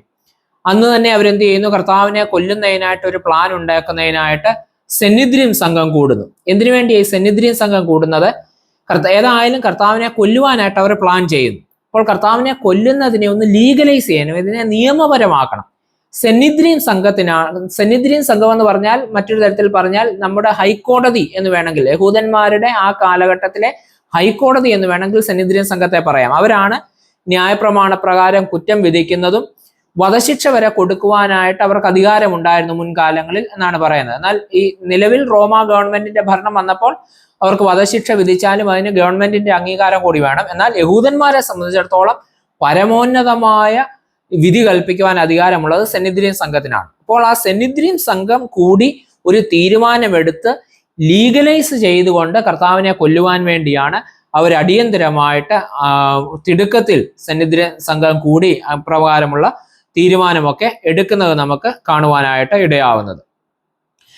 ഇങ്ങനെ സെന്നിദ്രിയ സംഘം കൂടി കർത്താവിനെ കൊല്ലണം എന്നുള്ള ഒരു ആലോചന നടക്കുമ്പോൾ അവർക്ക് അനുകൂലമായിട്ട് ഒരു കാര്യം കൂടി നടക്കുന്നുണ്ട്. യൂദ ഇസ്കര്യോത്താവ് എന്ത് ചെയ്യുന്നുണ്ട്? കർത്താവിന്റെ കൂടെ നടന്ന ശിഷ്യനാണ്, നമുക്കറിയാം. യൂദ ഇസ്കര്യോത്താവ് ഇവരെ സമീപിച്ചിട്ട് കർത്താവ് എവിടെയാണ് പോകുന്നത്, അവന്റെ പ്ലാൻ ഒക്കെ മുൻകൂറിയായിട്ട് തനിക്കറിയാം, അവനിരിക്കുന്ന സ്ഥലം ഞാൻ കാണിച്ചു തരാം, സൗകര്യപൂർവ്വം അവനെ വന്ന് പിടിക്കുവാൻ തക്കവണ്ണം. ജനത്തിന്റെ മധ്യത്തിൽ വെച്ച് പിടിക്കാൻ ഇവർ ഭയപ്പെടുന്നുണ്ട്, കാരണം ജനം തങ്ങൾക്കെതിരെ തിരിയുമെന്നുള്ളത് കൊണ്ട്. അതുകൊണ്ട് ജനക്കൂട്ടത്തിൽ അല്ലാതിരിക്കുമ്പോൾ അവനെ അറസ്റ്റ് ചെയ്യുവാൻ തക്കവണ്ണം താൻ കാണിച്ചു തരാം, സാഹചര്യം ഒരുക്കി തരാമെന്ന് പറഞ്ഞുകൊണ്ട് യൂദ ചെല്ലുകയും 30 വെള്ളിക്കാശ് തമ്മിൽ പറഞ്ഞൊത്ത് കരാർ ഉറപ്പിക്കുകയും ചെയ്യുന്ന ഒരു അനുകൂല സാഹചര്യവും അതിനോട് ചേർന്ന് അവർക്ക് ലഭിക്കുന്നുണ്ട്. ചൊവ്വാഴ്ച ദിവസം ഈ കാര്യങ്ങളൊക്കെ നടക്കുന്നു. വീണ്ടും അടുത്ത ബുധനാഴ്ച ദിവസത്തേക്കാകുമ്പോൾ ഈ ഓരോ ദിവസവും രാത്രി കർത്താവ് ഈ ഒലിവ് മലയുടെ അരികിലുള്ള തോട്ടങ്ങളിൽ പോയി പ്രാർത്ഥിക്കുന്ന പതിവ് കർത്താവിനുള്ളത്. അത് നേരത്തെ ഉള്ളൊരു പതിവാണ് നമുക്ക് മനസ്സിലാക്കാം. കാരണം ഈ കർത്താവിനെ കാണിച്ചു കൊടുക്കുന്ന രാത്രിയിലും അവൻ ഈ തോട്ടത്തിൽ പോയി ഇരിക്കുന്ന, ഒലിവ് മലയോട് ചേർന്നുള്ള തോട്ടത്തിൽ പോയിരിക്കുന്നത് യൂദായ്ക്ക് അറിയാമായിരുന്നു. അവിടേക്കാണ് അവൻ ആളുകളെയും കൂട്ടിക്കൊണ്ട് വരുന്നത്. അപ്പോൾ കർത്താവ് സ്ഥിരമായി പ്രാർത്ഥിക്കുവാനും ധ്യാനിക്കുവാനും ഉപയോഗിച്ചിരുന്ന ഒരിടമായിരുന്നു എന്ന് ന്യായമായിട്ട് നമുക്ക് ചിന്തിക്കാവുന്നതാണ്. ബുധനാഴ്ച ദിവസം അന്ന് ഒരുപാട് സംഭവങ്ങളൊന്നും ഇല്ലാതെ മുൻപോട്ട് പോകുന്നുണ്ട്. ആ ദിവസമാണ് കുഷ്ഠരോഗിയായ ശീമോന്റെ ഭവനത്തിൽ വെച്ച് കർത്താവിന്റെ കാലിൽ സ്ത്രീ പരിമള തൈലം പൂശിയത് എന്നൊക്കെ കരുതപ്പെടുന്നത് ആ ദിവസമാണ്. ആദ്യത്തെ ഇതിനോട് ചേർന്നാണ് അടുത്ത ദിവസത്തേക്ക് വരുമ്പോൾ, വ്യാഴാഴ്ച ദിവസത്തേക്ക് വരുമ്പോഴാണ് പെസഹ പെരുന്നാൾ. ഇപ്പോൾ പെസഹ പെരുന്നാളിന്റെ തൊട്ട് മുൻപുള്ള സമയമായിരിക്കുകയാണ്. അടുത്ത ദിവസം പെസഹ പെരുന്നാളിന്റെ ഒരുക്ക ദിവസമാണ്. അതിലേക്ക് പ്രവേശിക്കുവാനായിട്ട് പോവുകയാണ്. അപ്പം ഈ പെസഹ പെരുന്നാളിനെ പറ്റി നമ്മൾ പറയുമ്പോഴും ഈ സുവിശേഷങ്ങളിലുള്ള ഒരു വ്യത്യാസം നമ്മളൊന്ന് നോട്ട് ചെയ്യേണ്ടത് ആവശ്യമാണ്. സിനോപ്റ്റിക് ഗോസ്പൽസിൽ, സമവീക്ഷണ സുവിശേഷങ്ങളിൽ, വിശുദ്ധ മത്തായി, മർക്കോസ്, ലൂക്കോസിന്റെ സുവിശേഷങ്ങളിൽ കർത്താവ് പെസഹ പെരുന്നാളിനോട് ചേർന്ന് പെസഹായുടെ അത്താഴമാണ് ശിഷ്യന്മാരോട് ചേർന്ന് കഴിച്ചത് എന്ന് ഈ 3 സുവിശേഷങ്ങളിൽ സൂചന ലഭിക്കുന്നുണ്ട്. അതായത് പെസഹ ആചരിച്ചതിന് ശേഷമാണ് കർത്താവ് കൊല്ലപ്പെടുന്നത് എന്നുള്ള ചിന്ത. കർത്താവ് കഴിച്ച അന്ത്യ അത്താഴം ശിഷ്യന്മാരോട് ഒരുമിച്ച് പെസഹ കഴിച്ചതാണ് എന്ന് സിനോപ്റ്റിക് ഗോസ്പൽസിൽ നമ്മൾ കാണുന്നുണ്ട്. എന്നാൽ ലൂക്കോസിന്റെ സുവിശേഷത്തിലൊക്കെ കർത്താവും ശിഷ്യന്മാരും കൂടി കഴിച്ച അത്താഴം പെസഹ ഭക്ഷണമായിരുന്നു. മർക്കോസ്, മത്തായി, ലൂക്കോസ് എന്നിവരുടെ നിലപാടും 3 പേരുടെയും നിലപാട് ഇത് തന്നെയാണ്. പുളിപ്പില്ലാത്ത അപ്പത്തിന്റെ 1-ാം ദിവസം പെസഹ ഒരുക്കുന്നതിന് യെരുശലേമിലേക്ക് യേശു ശിഷ്യരെ നിയോഗിച്ചു എന്ന് അവിടെ കാണുന്നുണ്ട്. പുളിപ്പില്ലാത്ത അപ്പത്തിന്റെ പെരുന്നാളിന്റെ 1-ാം ദിവസം ഉച്ചയ്ക്കാണ് പെസഹായ്ക്കുള്ള ആടിനെ ദേവാലയത്തിൽ വെച്ച് അറക്കുന്നത്. ആ ദിവസം സന്ധ്യയ്ക്കാണ് കർത്താവ് ശിഷ്യന്മാരോട് ഒരുമിച്ചിരുന്ന് ഭക്ഷണം കഴിച്ചതെന്നാണ് ഈ 3 സുവിശേഷങ്ങളിൽ നമ്മൾ കാണുന്നത്. എന്നാൽ യോഹന്നാന്റെ സുവിശേഷത്തിൽ ഇതിനൊരു ചെറിയ വ്യത്യാസമുണ്ട്. യോഹന്നാന്റെ സുവിശേഷം അനുസരിച്ച് പെസഹ പെരുന്നാളിന് മുൻപേ കർത്താവ് കൊല്ലപ്പെടുന്നുണ്ട്. എന്ന് പറഞ്ഞു കഴിഞ്ഞാൽ കർത്താവ് ശിഷ്യന്മാരോട് കൂടി ഒരുമിച്ചിരുന്ന് കഴിച്ച ഭക്ഷണം, അന്ത്യ അത്താഴം, അത് പെസഹായുടെ ഭക്ഷണമല്ല. യോഹന്നാന്റെ സുവിശേഷം നമ്മൾ കാണുന്നുണ്ട്. കാരണം കർത്താവിനെ ന്യായം വിസ്തരിക്കുവാനായിട്ട് പീലാത്തോസിന്റെ അടുക്കൽ കൊണ്ടുപോകുമ്പോൾ യഹൂദന്മാർ പീലാത്തോസിന്റെ മണ്ഡപത്തിലേക്ക് പ്രവേശിച്ചില്ല എന്ന് പറയുന്നുണ്ട്. കാരണം ജാതികളുടെ മണ്ഡപത്തിലേക്ക് പ്രവേശിച്ചു കഴിഞ്ഞാൽ തങ്ങൾ അശുദ്ധരാകും. അടുത്ത ദിവസം പെസഹ ആചരിക്കുവാനായിട്ട് അവർക്ക് കഴിയത്തില്ല. അതുകൊണ്ട് തങ്ങൾ അശുദ്ധരാകാതിരിക്കാൻ വേണ്ടി പീലാത്തോസിന്റെ ആസ്ഥാനത്തിൽ കടക്കാതെ യഹൂദ മേധാവികൾ പുറത്തു നിന്നതായിട്ടാണ് യോഹന്നാന്റെ സുവിശേഷത്തിൽ നമ്മൾ കാണുന്നത്. അതിന്റെ അർത്ഥം എന്താണ്? പെസഹ പെരുന്നാളിന് മുൻപാണ് കർത്താവിന്റെ ഈ അന്ത്യ അത്താഴവും കർത്താവിന്റെ ന്യായവിധിയും ക്രൂശീകരണവും ഒക്കെ നടക്കുന്നത് എന്നാണ് നമുക്ക് അതിൽ മനസ്സിലാക്കുവാനായിട്ട് സാധിക്കുന്നത്. അപ്പോൾ ഉള്ളൊരു ചോദ്യം, എന്തുകൊണ്ടാണ് ഇങ്ങനെ ഒരു വ്യത്യാസം വന്നിരിക്കുന്നത്? അതിനുള്ള ഒരു ഉത്തരം ഇതാണ്. വിശുദ്ധ മത്തായും മർക്കോസും ലൂക്കോസും ഒരുപക്ഷെ ഇത് നടന്നിരിക്കുന്ന സമയം അത് തന്നെ ആയിരിക്കാം. അപ്പോൾ വിശുദ്ധ മത്തായും മർക്കോസും ലൂക്കോസും കൃത്യതയോടെ ഇതിൻ്റെ സമയം എഴുതുവാനായിട്ട്, അതിൻ്റെ സാഹചര്യം എഴുതുവാനായിട്ട് ശ്രമിച്ചപ്പോൾ യോഹന്നാൻ ശ്രമിച്ചത് ഇത് എപ്പോൾ നടന്നുവെന്ന് കാണിക്കുവാനായിട്ടല്ല, മറിച്ച് ഇതിൻ്റെ ആന്തരികമായ അർത്ഥം കാണിക്കുവാനായിട്ടാണ്. സിനോപ്റ്റിക് ഗോസ്പൽസിൽ 3 സുവിശേഷകരും ഇതിൻ്റെ സമയവും ഇതിന് നടന്ന കാലവും ഏതാണെന്ന് പറയാൻ ശ്രമിച്ചപ്പോൾ യോഹന്നാൻ ശ്രമിക്കുന്നത് ഈ നടക്കുന്ന സംഭവങ്ങളുടെ പിന്നിലുള്ള അർത്ഥം എന്താണ് എന്ന് കാണിക്കുവാനായിട്ടാണ്. അത് കുറച്ചുകൂടി വിശദമായിട്ട് പറഞ്ഞു കഴിഞ്ഞാൽ, നമ്മൾ മുൻപേ പറഞ്ഞു, പെസഹ പെരുന്നാളിന്റെ തലേ ദിവസം, ഒരുക്ക ദിവസം ഉച്ചയ്ക്കാണ് ദേവാലയത്തിൽ വെച്ച് പെസഹായുടെ കുഞ്ഞാടിനെ അറക്കുന്നത്. അപ്പോൾ യോഹന്നാൻ പറയുന്നതനുസരിച്ച് പെസഹ പെരുന്നാളിന്റെ തലേ ദിവസം ഉച്ച സമയത്ത് ദേവാലയത്തിൽ കുഞ്ഞാടിനെ അറുക്കുന്ന സമയത്താണ് കർത്താവ് ക്രൂശിക്കപ്പെട്ടത്. കർത്താവ് ക്രൂശിക്കപ്പെട്ടതിന്റെ പിറ്റേ ദിവസമായിരുന്നു പെസഹ എന്നാണ് പറയുന്നത്. എന്തുകൊണ്ടാണ് യോഹന്നാൻ അങ്ങനെ പറയുന്നത്? ഇതാണ് ലോകത്തിന്റെ പാപത്തെ ചുമന്നൊഴിക്കുന്ന ദൈവത്തിന്റെ കുഞ്ഞാട് എന്ന് കർത്താവിനെ പറ്റി പറയുന്നുണ്ട്. അപ്പോൾ ലോകത്തിന്റെ പാപം മുഴുവൻ തന്നിലേക്ക് സ്വീകരിച്ചിട്ട് ലോകത്തിന് വേണ്ടി തന്നെ തന്നെ യാഗമായി നൽകുന്ന പെസഹായുടെ കുഞ്ഞാട് യഥാർത്ഥത്തിൽ യേശുക്രിസ്തുവാണ് എന്ന് കാണിക്കുവാൻ വേണ്ടിയാണ്, അതിന്റെ ആന്തരിക അർത്ഥം കാണിക്കുവാൻ വേണ്ടിയാണ് യോഹന്നാൻ അങ്ങനെ എഴുതുവാനായിട്ട് ശ്രമിച്ചത്. പെസഹ പെരുന്നാളിന്റെ തലേ ദിവസം, അതായത് ഒരുക്ക ദിവസം, ദേവാലയത്തിൽ കുഞ്ഞാടിനെ അറുക്കുന്ന സമയത്ത് ക്രൂശിൽ യേശു കൊല്ലപ്പെട്ടു എന്ന് യോഹന്നാൻ എഴുതുന്നു. എന്നാൽ മറ്റു 3 സുവിശേഷകരും പെസഹ പെരുന്നാളിന് ശേഷമാണ് എന്ന് പറയുന്നു. കാരണം കർത്താവ് പെസഹായുടെ ഭക്ഷണം ശിഷ്യന്മാരോട് ഒരുമിച്ചിരുന്ന് കഴിച്ചതായിട്ട് പറയുന്നുണ്ട്. ഈ ഒരു വ്യത്യാസം നമ്മുടെ ഓർമ്മയിൽ ഇരിക്കുന്നത് ആവശ്യമാണ്. പ്രത്യേകിച്ച് നമ്മുടെ ഒരു വിശ്വാസത്തിൽ നമ്മൾ വിശുദ്ധ കുർബാനയ്ക്ക് പുളിപ്പുള്ള അപ്പം ഉപയോഗിക്കുന്നത് ഈ ഒരു പശ്ചാത്തലത്തിലാണ്. യോഹന്നാന്റെ സുവിശേഷത്തിൽ കാണുന്ന ആ ഒരു തിയോളജിക്കൽ അഫർമേഷൻ, നമ്മൾ ദൈവശാസ്ത്ര അഫർമേഷൻ നമ്മൾ സ്വീകരിക്കുന്നത് കൊണ്ടാണ് നമ്മൾ പുളിപ്പുള്ള അപ്പം ഉപയോഗിക്കുന്നത്. കാരണം അന്ത്യ അത്താഴത്തിൽ പെസഹ പെരുന്നാളിന് മുൻപാണ് യോഹന്നാൻ പറയുന്നത് പോലെ കർത്താവ് അന്ത്യ അത്താഴത്തിൽ ശിഷ്യന്മാരോട് ഒരുമിച്ചിരുന്ന് ഭക്ഷണം കഴിച്ചതെങ്കിൽ സ്വാഭാവികമായിട്ടും സാധാരണ യഹൂദന്മാർ ഉപയോഗിക്കുന്നത് പോലെ പുളിപ്പുള്ള അപ്പം തന്നെ ആയിരിക്കും യേശു ക്രിസ്തു ആ അന്ത്യ അത്താഴ സമയത്ത് ഇതാ എൻ്റെ ശരീരം എന്ന് പറഞ്ഞുകൊണ്ട് നുറുക്കി നൽകുവാനായിട്ട് ഉപയോഗിച്ചിട്ടുണ്ടാവുക. അപ്പോൾ ആ തിയോളജി സ്വീകരിച്ചുകൊണ്ടാണ് കിഴക്കൻ സഭകൾ നമ്മളൊക്കെ വിശുദ്ധ കുർബാനയ്ക്ക് ഫെർമെന്റ് ചെയ്ത പുളിപ്പുള്ളതായ അപ്പം ഉപയോഗിക്കുവാനായിട്ട് ശ്രമിക്കുന്നത്. സാന്ദർഭികമായിട്ട് ഇതിനോട് ചേർന്ന് പറഞ്ഞു എന്ന് മാത്രം. അപ്പോൾ ശിഷ്യന്മാരോടുകൂടി നമ്മൾ സിനോപ്റ്റിക് ഗോസ്പൽസിൽ കാണുന്ന ആ ഒരു നറേഷൻ നമ്മൾ സ്വീകരിക്കുകയാണെങ്കിൽ ശിഷ്യന്മാരോടുകൂടി കർത്താവ് പെസഹ ഭക്ഷിക്കുന്നതിന്, ഒരുമിച്ചിരുന്ന് ഭക്ഷണം കഴിക്കുന്നതിന് സൗകര്യമായ ഒരു സ്ഥലം ക്രമീകരിക്കാനായിട്ട് ആവശ്യപ്പെടുന്നു. ഒരുപക്ഷെ കർത്താവ് തന്നെ മുൻകൂട്ടി ക്രമീകരിച്ച് ഒരുക്കിയിരുന്നതായിരിക്കും. ഏതായാലും കർത്താവിനെ പ്രതീക്ഷിച്ചുകൊണ്ട് ശിഷ്യന്മാർ കർത്താവ് പറയുന്നതനുസരിച്ച് നഗരത്തിലേക്ക് ചെല്ലുമ്പോൾ വെള്ളം ചുമന്നുകൊണ്ടു പോകുന്ന ഒരു മനുഷ്യനെ കാണുന്നു. ആ മനുഷ്യനോട് ചോദിക്കുമ്പോൾ അവൻ അവരെ കൂട്ടിക്കൊണ്ടുപോയി വിരിച്ചൊരുക്കിയ ഒരു മാളിക കാണിച്ചു കൊടുക്കുന്നു. ആ മാളിക മുറിയിൽ ഇരുന്നു കൊണ്ടാണ് കർത്താവ് ശിഷ്യന്മാരോടൊത്ത് ഈ പെസഹ ഭക്ഷിച്ചത് എന്ന് നമ്മൾ കാണുന്നുണ്ട്. പ്രത്യേകിച്ചും ആ കാലത്തെ പലസ്തീനിലെ ഭവനങ്ങളുടെ ഒരു ചിത്രം നമ്മൾ നോക്കുകയാണെങ്കിൽ ആദ്യത്തെ നിലയും സാമ്പത്തികമുള്ള ഭവനങ്ങളൊക്കെ 2 നിലയുള്ളതായ ഭവനങ്ങൾ ആ കാലത്തെ ക്രമീകരിച്ചിരുന്നു. ആദ്യത്തെ നില കുറച്ച് വലുപ്പമുള്ള താമസിക്കുവാൻ വേണ്ടി ക്രമീകരിക്കുകയും രണ്ടാമത്തെ നില ഒരുമിച്ച് കൂടുവാനും ഒരുമിച്ച് ഇതേകൂട്ട് കൂട്ടായ്മ ആചരിക്കുവാനും ഒക്കെ ഉള്ള തരത്തിൽ ക്രമീകരിക്കുകയും ചെയ്യുന്നു. പുറത്തുകൂടി തന്നെ മുകളിലേക്ക് കയറുവാൻ, ഗോവണി വഴി കയറുവാനൊക്കെ ഉള്ള തരത്തിൽ ക്രമീകരിക്കപ്പെടുന്ന ഒരു രീതിയാണ് അന്നുണ്ടായിരുന്നത്. ഇങ്ങനെ രണ്ടാമത്തെ നിലയിൽ, മുകളിലെ നിലയിൽ വെച്ചാണ് റബ്ബിമാര് തങ്ങളുടെ ശിഷ്യന്മാരോട് ഒരുമിച്ചിരുന്ന് പ്രാർത്ഥിക്കുകയും അവരെ പഠിപ്പിക്കുകയും ഒക്കെ ചെയ്യുന്നത്.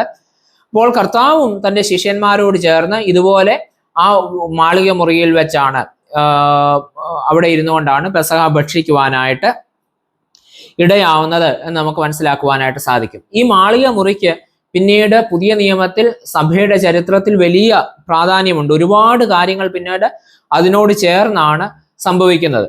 ക്രൂശീകരണത്തിന് ശേഷം എല്ലാം ഹൃദയം തകർന്നിരിക്കുന്ന, വിഷമിച്ചിരിക്കുന്ന, ഭയപ്പെട്ടിരിക്കുന്ന ശിഷ്യന്മാര് ഈ അധികാരികളെയും യഹൂദന്മാരെയും ഭയന്ന് ഒളിച്ചിരിക്കുന്നത് ഈ മാളിക മുറിയിലാണ്. അതുപോലെ തന്നെ കർത്താവിൻ്റെ മരണത്തിൽ വിഷമിച്ചുകൊണ്ട് വിലപിച്ചുകൊണ്ട് അവര് സമയം ചിലവഴിച്ചത് ഈ മാളിക മുറിയിലാണ്. ഉയർത്തെഴുന്നേറ്റ കർത്താവ് അടച്ചിട്ട വാതിലിൽ കൂടി വിഷമിച്ചിരിക്കുന്ന ശിഷ്യന്മാരുടെ മധ്യത്തിലേക്ക് കടന്നു വന്നവർക്ക് പ്രത്യക്ഷത നൽകുന്നത് ഈ മാളിക മുറിയിൽ വെച്ചിട്ടാണ്. സ്വർഗാരോഹണം ചെയ്ത ശേഷം, കർത്താവിൻ്റെ സ്വർഗാരോഹണത്തിന് ശേഷം ശിഷ്യന്മാർ ഒരുമിച്ച് കൂടിയതും ഈ സ്ഥലത്തായിരിക്കുവാനായിട്ടാണ് സാധ്യത. അപ്പോസ്തല പ്രവൃത്തികൾ 1-ാം അധ്യായം 13-ാമത്തെ വാക്യത്തിൽ നമ്മൾ കാണുന്നത് അതും ഇവിടെ ആകുവാനായിട്ടാണ് സാധ്യത. പെന്തക്കോസ്ത് ദിവസം പരിശുദ്ധാത്മാവ് ശിഷ്യന്മാരുടെ മുകളിൽ ഇറങ്ങിയതും ഈ മാളിക മുറിയിൽ വെച്ചിട്ടാണ്. അതുകൊണ്ട് പത്രോസ് കാരാഗ്രഹത്തിൽ നിന്ന് വിടുവിക്കപ്പെട്ട് ശിഷ്യന്മാരുടെ അടുക്കലേക്ക് മടങ്ങി വരുന്നതും ഈ മാളിക മുറിയിലേക്കാണ് എന്ന് നമുക്ക് മനസ്സിലാക്കുവാനായിട്ട് സാധിക്കുന്നുണ്ട്. അപ്പോൾ ഈ കർത്താവിന് ഈ മുറി കാണിച്ചു കൊടുത്ത ആ വീട്ടുടമസ്ഥൻ, അല്ലെ കർത്താവിന് വേണ്ടി ഇത് വിട്ടുകൊടുത്ത ആ വീട്ടുടമസ്ഥൻ, അത് മർക്കോസിന്റെ പിതാവാണ് എന്നാണ് പൊതുവെ കരുതപ്പെടുന്നത്. കർത്താവിനെ പിടിച്ചുകൊണ്ട് പോകുന്ന സമയത്ത് യുവാവായ ഒരാൾ പുതച്ചുകൊണ്ട് അവനെ പിന്നാലെ ചെല്ലുന്നതായിട്ട് നമ്മൾ കാണുന്നുണ്ട്. പിന്നെ അവനെ പിടിക്കുവാനായിട്ട് കൂടെയുള്ളവർ ശ്രമിച്ചപ്പോൾ അവൻ പുതപ്പിട്ട് കളഞ്ഞിട്ട് ഓടിപ്പോയി എന്നൊക്കെ പറയുന്നുണ്ട്. അത് മർക്കോസ് ആണെന്നാണ് കരുതുന്നത്. മർക്കോസിന്റെ പിതാവിന്റെ ഭവനമാണ് ഈ മാളിക മുറി വേർതിരിച്ച് കർത്താവിന് ശിഷ്യന്മാർക്ക് നൽകിയത് എന്നും കരുതപ്പെടാവുന്നതാണ്.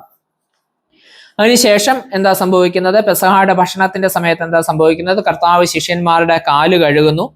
അതിനുശേഷം അപ്പം എടുത്ത് വാഴ്ത്തി നുറുക്കി ഇതെന്റെ ശരീരമാണ് എന്ന് പറഞ്ഞുകൊണ്ട് അവർക്ക് കൊടുക്കുന്നു. പാനപാത്രം എടുത്ത് സ്തോത്രം ചൊല്ലിയ ശേഷം അവർക്ക് കൊടുത്തിട്ട് ഇത് അനേകർക്ക് വേണ്ടി ചൊരിയുന്ന പുതിയ നിയമത്തിലുള്ള എൻ്റെ രക്തം എന്ന് പറഞ്ഞുകൊണ്ട് അവർക്ക് കൊടുക്കുന്നു. എൻ്റെ ഓർമ്മയ്ക്കായിട്ട് ഇത് നിരന്തരമായിട്ട് നിങ്ങൾ ചെയ്യണം എന്ന് പറഞ്ഞുകൊണ്ട് ക്രിസ്തു സഭ എല്ലാ കാലത്തും വളരെ പരിപാവനമായിട്ട് കരുതുന്ന വിശുദ്ധ കുർബാന അവിടെ വെച്ച് കർത്താവ് സ്ഥാപിക്കുന്നതായിട്ട് നമുക്ക് കാണുവാനായിട്ട് സാധിക്കും. ഈ അപ്പം നുറുക്കുമ്പോൾ അതിനുശേഷം സഭയിൽ ഈ അപ്പം നുറുക്കുന്ന വിശുദ്ധ കുർബാനയുടെ അനുഭവം ആദിമ സഭ തൊട്ടേ ശിഷ്യന്മാർ പിന്നീട് ആചരിച്ചു വരുന്നുണ്ട്. ഈ അപ്പം നുറുക്കലിൽ പങ്കെടുക്കുമ്പോൾ അന്ന് തൊട്ട് ഇന്ന് വരെ ഈ ശുശ്രൂഷയിൽ വിശുദ്ധ കുർബാനയിൽ പങ്കെടുക്കുമ്പോൾ നമ്മൾ കർത്താവിന്റെ മരണത്തെയും ക്രൂശുമരണത്തെയും ഓർക്കുന്നു. അത് കേവലം ഓർമ്മ മാത്രമല്ല, ഇന്നും നമ്മോടൊപ്പം ജീവിക്കുന്ന കർത്താവിനോടുള്ള സംസർഗം കൂടിയാണ്. നാം കർത്താവിനോട് ചേരുന്നതായ അനുഭവം കൂടിയാണ്. അത് പണ്ട് നടന്ന ഒരു കാര്യത്തിന്റെ ഓർമ്മ മാത്രമല്ല, നമ്മൾ ആക്റ്റീവായിട്ട് ഇന്നും അതിൽ പാർട്ടിസിപ്പേറ്റ് ചെയ്യുകയാണ്. കർത്താവിന്റെ സാന്നിധ്യ ബോധത്തിൽ കർത്താവുമായിട്ടുള്ള കമ്മ്യൂണിയനിൽ നമ്മൾ പ്രവേശിക്കുകയാണ് എന്നുള്ളതും നമ്മൾ ഓർത്തിരിക്കേണ്ടതായിട്ടുള്ള കാര്യമാണ്. ഇത്രയും കാര്യങ്ങളാണ് ആ ദിവസം നടക്കുന്നതായിട്ട് നമ്മൾ കാണുന്നത്. തുടർന്ന് പീഡാനുഭവത്തിന്റെ വിവരണങ്ങളാണ് സുവിശേഷങ്ങൾ നമുക്ക് കാണുവാനായിട്ട് സാധിക്കുന്നത്. അപ്പോൾ മാളികമുറിയിലുള്ള ഈ അന്ത്യ അത്താഴത്തിന് ശേഷം കർത്താവ് പെതിയെ അതിനോട് വിട പറഞ്ഞിട്ട് എവിടേക്ക് പോവുകയാണ്? അർദ്ധരാത്രി ആയപ്പോൾ ശിഷ്യന്മാരോട് ഒത്ത് പെതിയെ കിദ്രോൻ തോട് കടന്നിട്ട് ഒലിവ് മലയുടെ അരികിലുള്ളതായ ഗദസമന തോട്ടത്തിലേക്ക് പോകുന്നതായിട്ട് നമ്മൾ അവിടെ കാണുന്നു. നമ്മൾ മുമ്പേ പറഞ്ഞതുപോലെ പലപ്പോഴും കർത്താവ് ഇതിനു മുൻപ് ആ തോട്ടത്തിൽ പോയിരിക്കുവാൻ സാധ്യതയുണ്ട് ശിഷ്യന്മാരോടൊപ്പം. അതുകൊണ്ടാണ് യൂദായ്ക്ക് ആ സ്ഥലം കൃത്യമായിട്ട് അറിയാവുന്നത്. ആ രാത്രിയുടെ യാമത്തിൽ പ്രാർത്ഥനാ നിരതനായി കർത്താവ് അവിടെ തന്നെ കാണുമെന്ന് യൂദയ്ക്ക് കൃത്യമായിട്ട് അറിയാമായിരുന്നു. കാരണം ഇതിനു മുൻപ് പലതവണ ഒരുപക്ഷെ കർത്താവ് അവിടെ പോയിട്ടുണ്ടായിരിക്കാം. അപ്പോൾ ആ രാത്രിയിൽ വളരെ വിഷമത്തോടെ, വലിയ ഹൃദയഭാരത്തോടെ കർത്താവ് ഗദസമനയിൽ നിലത്ത് വീണ് കിടന്ന് പിതാവിനോട് പ്രാർത്ഥിക്കുന്നത് നമ്മൾ കാണുവാനായിട്ട് ശ്രമിക്കുന്നുണ്ട്, അല്ലേ? അവൻ നിലത്ത് കവിണ് വീണ്, പിതാവെ കഴിയുമെങ്കിൽ ഈ പാനപാത്രം എന്നിൽ നിന്ന് നീക്കണമേ എന്ന് പ്രാർത്ഥിച്ചു. അവൻ്റെ വിയർപ്പ് രക്തത്തുള്ളി പോലെ, എന്ന് പറഞ്ഞാൽ അത്ര തീവ്രമായ ഒരു മാനസിക സംഘർഷത്തിലൂടെയാണ് കർത്താവ് കടന്നു പോകുന്നത് എന്നാണ് കാണുവാനായിട്ട് നമുക്ക് സാധിക്കുന്നത്. അപ്പോൾ എന്തുകൊണ്ടായിരിക്കാം കർത്താവ് ഒരുപക്ഷെ ഇത്ര ഒരു വലിയ സംഘർഷത്തിലൂടെ ആ സമയം കടന്നുപോയത്? തീർച്ചയായിട്ടും അത് മരണഭയമല്ല എന്ന് നമുക്കറിയാം. കാരണം ഈ കർത്താവിൽ വിശ്വസിച്ച് എത്രയോ ആളുകൾ ധൈര്യത്തോടെ രക്തസാക്ഷികളായി മരണത്തെ നേരിട്ടിട്ടുണ്ട്. അപ്പോൾ ദൈവമായ തനിക്ക് മരണത്തെ ഭയപ്പെട്ടിട്ടല്ല ഈ സംഘർഷത്തിലൂടെ കടന്നു പോകുന്നത് എന്ന് നമുക്ക് മനസ്സിലാക്കുവാനായിട്ട് സാധിക്കും. പിന്നെ എന്തുകൊണ്ടായിരിക്കാം കർത്താവ് ഗദസമന തോട്ടത്തിൽ ഇത്രയേറെ സംഘർഷഭരിതമായി സമയം ചെലവഴിക്കുവാനായിട്ടിടയായത്? അതിൻ്റെ ഒരു സൂചന നമുക്ക് കിട്ടുന്നത് യോഹന്നാന്റെ സുവിശേഷത്തിൽ പറയുന്നുണ്ട്, ലോകത്തിന്റെ പാപം ചുമന്നൊഴിക്കുന്ന ദൈവകുഞ്ഞാടാണ് യേശുക്രിസ്തു എന്ന് പറയുന്നുണ്ട്. അവൻ പാപമില്ലാത്തവനാണ്, സ്വയമേവ പാപമില്ലാത്തവനാണ്. എന്നാൽ ലോകത്തിന്റെ പാപം തന്നിലേക്ക് തന്നെ ഏറ്റെടുത്തവനാണ് യേശുക്രിസ്തു. അപ്പോൾ പാപം അറിയാത്തവനെ നമുക്ക് വേണ്ടി പാപമാക്കി എന്ന് കൊരിന്ത്യർക്ക് എഴുതിയ 2-ാം ലേഖനത്തിൽ പൗലോസും പറയുന്നുണ്ട്. എന്ന് പറഞ്ഞു കഴിഞ്ഞാൽ പാപമില്ലാത്ത ഒരുവന് മാത്രമേ പാപത്തിന്റെ തീവ്രത, അതിൻ്റെ ഘോരത്വം, അതിൻ്റെ നിഷ്ഠൂരത്വം അത് എത്ര കഠിനമാണ് എന്ന് മനസ്സിലാക്കുവാനായിട്ട് സാധിക്കുകയുള്ളൂ. പാപത്തിലായിരിക്കുന്ന ഒരാൾക്ക് അത് എപ്പോഴും മനസ്സിലാക്കുവാനായിട്ട് സാധിക്കുക. എന്നാൽ പാപമില്ലാത്ത ഒരുവനെ സംബന്ധിച്ചിടത്തോളം ഈ പാപം തന്നിലേക്ക് എടുക്കുമ്പോൾ അതിൻ്റെ വലിയ ഘോരത്വവും അതിൻ്റെ പ്രയാസവും അവന് തിരിച്ചറിയുവാനായിട്ട് സാധിക്കും. അപ്പോൾ ലോകത്തിന്റെ പാപം മുഴുവൻ തന്നിലേക്ക് എടുത്ത കർത്താവ് ആ പാപത്തിന്റെ ഘോരത്വവും നിഷ്ഠൂരത്വവും നിമിത്തം വലിയ സംഘർഷത്തിലൂടെ കടന്നു പോവുകയാണ് എന്ന് ന്യായമായിട്ട് നമുക്ക് ചിന്തിക്കാം. എന്നാൽ ആ പോരാട്ടത്തിലും കർത്താവ് വിജയിക്കുന്നുണ്ട്. അതിൻ്റെ അടുത്ത വാക്യത്തിൽ കർത്താവ് എന്താ പറയുന്നത്? എങ്കിലും അത് ഞാൻ കുടിക്കാതെ അത് നീങ്ങിക്കൂടാ എങ്കിൽ നിന്റെ ഇഷ്ടമാകട്ടെ എന്ന് പ്രാർത്ഥിച്ചുകൊണ്ട് പൂർണ്ണമായിട്ടും ആ ദൈവഹിതത്തിന് വേണ്ടി തന്നെ സമർപ്പിക്കുകയും മനസ്സോടെ അത് സ്വീകരിക്കുകയും ചെയ്യുന്നതായിട്ട് നമുക്ക് കാണുവാനായിട്ട് സാധിക്കും. കർത്താവ് പോകുമ്പോൾ 3 ശിഷ്യന്മാരെ, തനിക്ക് ഏറ്റവും പ്രിയപ്പെട്ട ഇന്നർ സർക്കിളിലുള്ള 3 പേരെയാണ് കർത്താവ് കൂട്ടിക്കൊണ്ട് പോകുന്നത്. പത്രോസിനെയും യാക്കോബിനെയും യോഹന്നാനെയുമാണ് കർത്താവ് ഇവിടെയും കൂട്ടിക്കൊണ്ട് പോകുന്നത്. കർത്താവ് 3 തവണ അവരുടെ അടുക്കിലേക്ക് മടങ്ങി വരുന്നുണ്ട്. കാരണം ഈ സംഘർഷങ്ങളുടെ മധ്യത്തിൽ അവര് തന്നോടുകൂടെ ഇരുന്ന് കൂട്ടായ്മ ആചരിക്കണം എന്ന് കർത്താവ് ഒരുപക്ഷെ ആഗ്രഹിച്ചിട്ടുണ്ടാവാം. എന്നാൽ ഈ ദിവസങ്ങളിലെ ഈ വളരെ ക്ഷീണിതമായ പ്രവർത്തനങ്ങളൊക്കെ കഴിഞ്ഞ് ശിഷ്യന്മാർ വല്ലാതെ ക്ഷീണിതരായി കർത്താവ് അവരുടെ അടുക്കിലേക്ക് വരുമ്പോൾ അവരെ ഉറങ്ങുന്നവരായിട്ട് കണ്ടു എന്നാണ് പറയുന്നത്. 2 തവണ മടങ്ങി വന്നപ്പോഴും അവരെ ഉറങ്ങുന്നവരായി കണ്ടു. കർത്താവ് വീണ്ടും മടങ്ങിപ്പോയി പ്രാർത്ഥിച്ചു. 3ാമത് വന്നപ്പോൾ അവരെ ഉണർത്തിയിട്ട് കർത്താവ് അവരോട് നമുക്ക് പോകാം എന്ന് പറഞ്ഞുകൊണ്ട് തുടർന്നുള്ള കാര്യങ്ങളിലേക്ക് കർത്താവ് പ്രവേശിക്കുന്നത് നമുക്ക് കാണുവാനായിട്ട് സാധിക്കും. അപ്പോഴേക്കും പടയാളികൾ, യൂദായുടെ നേതൃത്വത്തിൽ പടയാളികൾ അവിടേക്ക് എത്തുന്നു. അവര് ആയുധങ്ങളും പന്തങ്ങളും ഒക്കെ ആയിട്ട്, വിളക്കുകളും ഒക്കെ ആയിട്ട് വന്നു. എന്തുകൊണ്ട് ആയുധങ്ങളുമായിട്ട് വരുന്നത്? എന്തെങ്കിലും കർത്താവിനെ പിടിക്കുമ്പോൾ അവന്റെ ഭാഗത്തു നിന്നോ ശിഷ്യന്മാരുടെ ഭാഗത്തു നിന്നോ എതിർപ്പുണ്ടായാൽ അതിനെ കീഴടക്കുവാനായിട്ട് ആയുധങ്ങളുമായിട്ട് വരുന്നു. അവരുടെ കയ്യിൽ രാത്രിയിൽ അവർ വെളിച്ചവും കൊണ്ട് വരുന്നു. എന്തിനു വേണ്ടിയാണ്? ഒരുപക്ഷെ കർത്താവ് ഓടിപ്പോയി രക്ഷപ്പെട്ട ഏതെങ്കിലും ഗുഹകളിലോ മറ്റോ ഒളിച്ചിരിക്കുകയാണെങ്കിൽ അവനെ തിരഞ്ഞു പിടിക്കേണ്ടതിന്, ഇങ്ങനെ ഒരു കുറ്റവാളിയെ പിടിക്കുവാൻ വരുന്നത് പോലെയാണ് അവർ ഒരുക്കത്തോടെ കടന്നു വരുന്നത്. എന്നാൽ അവരെ അത്ഭുതപ്പെടുത്തിക്കൊണ്ട് കർത്താവ് അതിനെ പ്രതിരോധിക്കുവാൻ ശ്രമിക്കുന്നില്ല, എതിർക്കുവാനായിട്ട് ശ്രമിക്കുന്നില്ല, ഓടിപ്പോയി രക്ഷപ്പെടുവാനായിട്ട് ശ്രമിക്കുന്നില്ല. മറിച്ച് കർത്താവ് അവിടേക്ക് ഇറങ്ങി അവരുടെ മുന്നിലേക്ക് തന്നെ വിട്ടുകൊടുക്കുന്നത് കണ്ട് അവർ അമ്പരന്ന് പോകുന്നതായിട്ട് നമ്മൾ വേദപുസ്തകത്തിൽ വായിക്കുന്നുണ്ട്. യൂദ അവന്റെ അടുക്കിലേക്ക് വരുന്നു. താൻ തൻ്റെ കൂടെ വന്നവർക്ക് കൊടുത്തിരുന്ന സിഗ്നൽ പോലെ കർത്താവിനെ ചുംബിക്കുന്നു. കർത്താവിനെ പടയാളികൾ അറസ്റ്റ് ചെയ്തുകൊണ്ട് പോകുന്നതും നമ്മൾ കാണുവാനായിട്ട് സാധിക്കും. ഇത് ഏതാണ്ട് അർദ്ധരാത്രിക്ക് ശേഷമുള്ള സമയമാണ് ഇതൊക്കെ സാധിക്കുന്നത്. ഇങ്ങനെ കർത്താവിനെ അറസ്റ്റ് ചെയ്തിട്ട് കൊണ്ടുപോയി, പാതിരാത്രിയിൽ കർത്താവിനെ അറസ്റ്റ് ചെയ്ത് കൊണ്ടുപോയി നേരം വെളുക്കുന്നത് വരെയുള്ള സമയം യഹൂദന്മാർ, ഈ യഹൂദ പ്രമാണികൾ എന്തിനു വേണ്ടിയാണ് ഉപയോഗിക്കുന്നത്? കർത്താവിനെ കുടുക്കുവാനുള്ള എല്ലാ ഉപായങ്ങളും ഒരുമിച്ച് ചേർത്ത് രക്ഷപ്പെടുവാൻ ഒരു പഴുതുമില്ലാതെ അവനെ കുറ്റം വിധിക്കേണ്ടതിനുള്ള എല്ലാ ക്രമീകരണങ്ങളും യഹൂദന്മാര് ആ സമയത്ത് ചെയ്യുന്നതായിട്ട് നമുക്ക് കാണുവാനായിട്ട് സാധിക്കും. ഇസ്കരിയോത്ത് യൂദായെ നമ്മൾ അവിടെ കാണുന്നുണ്ട്. കർത്താവിനോട് ചേർന്ന് 3.5 വർഷക്കാലം നടന്ന മനുഷ്യനാണ്.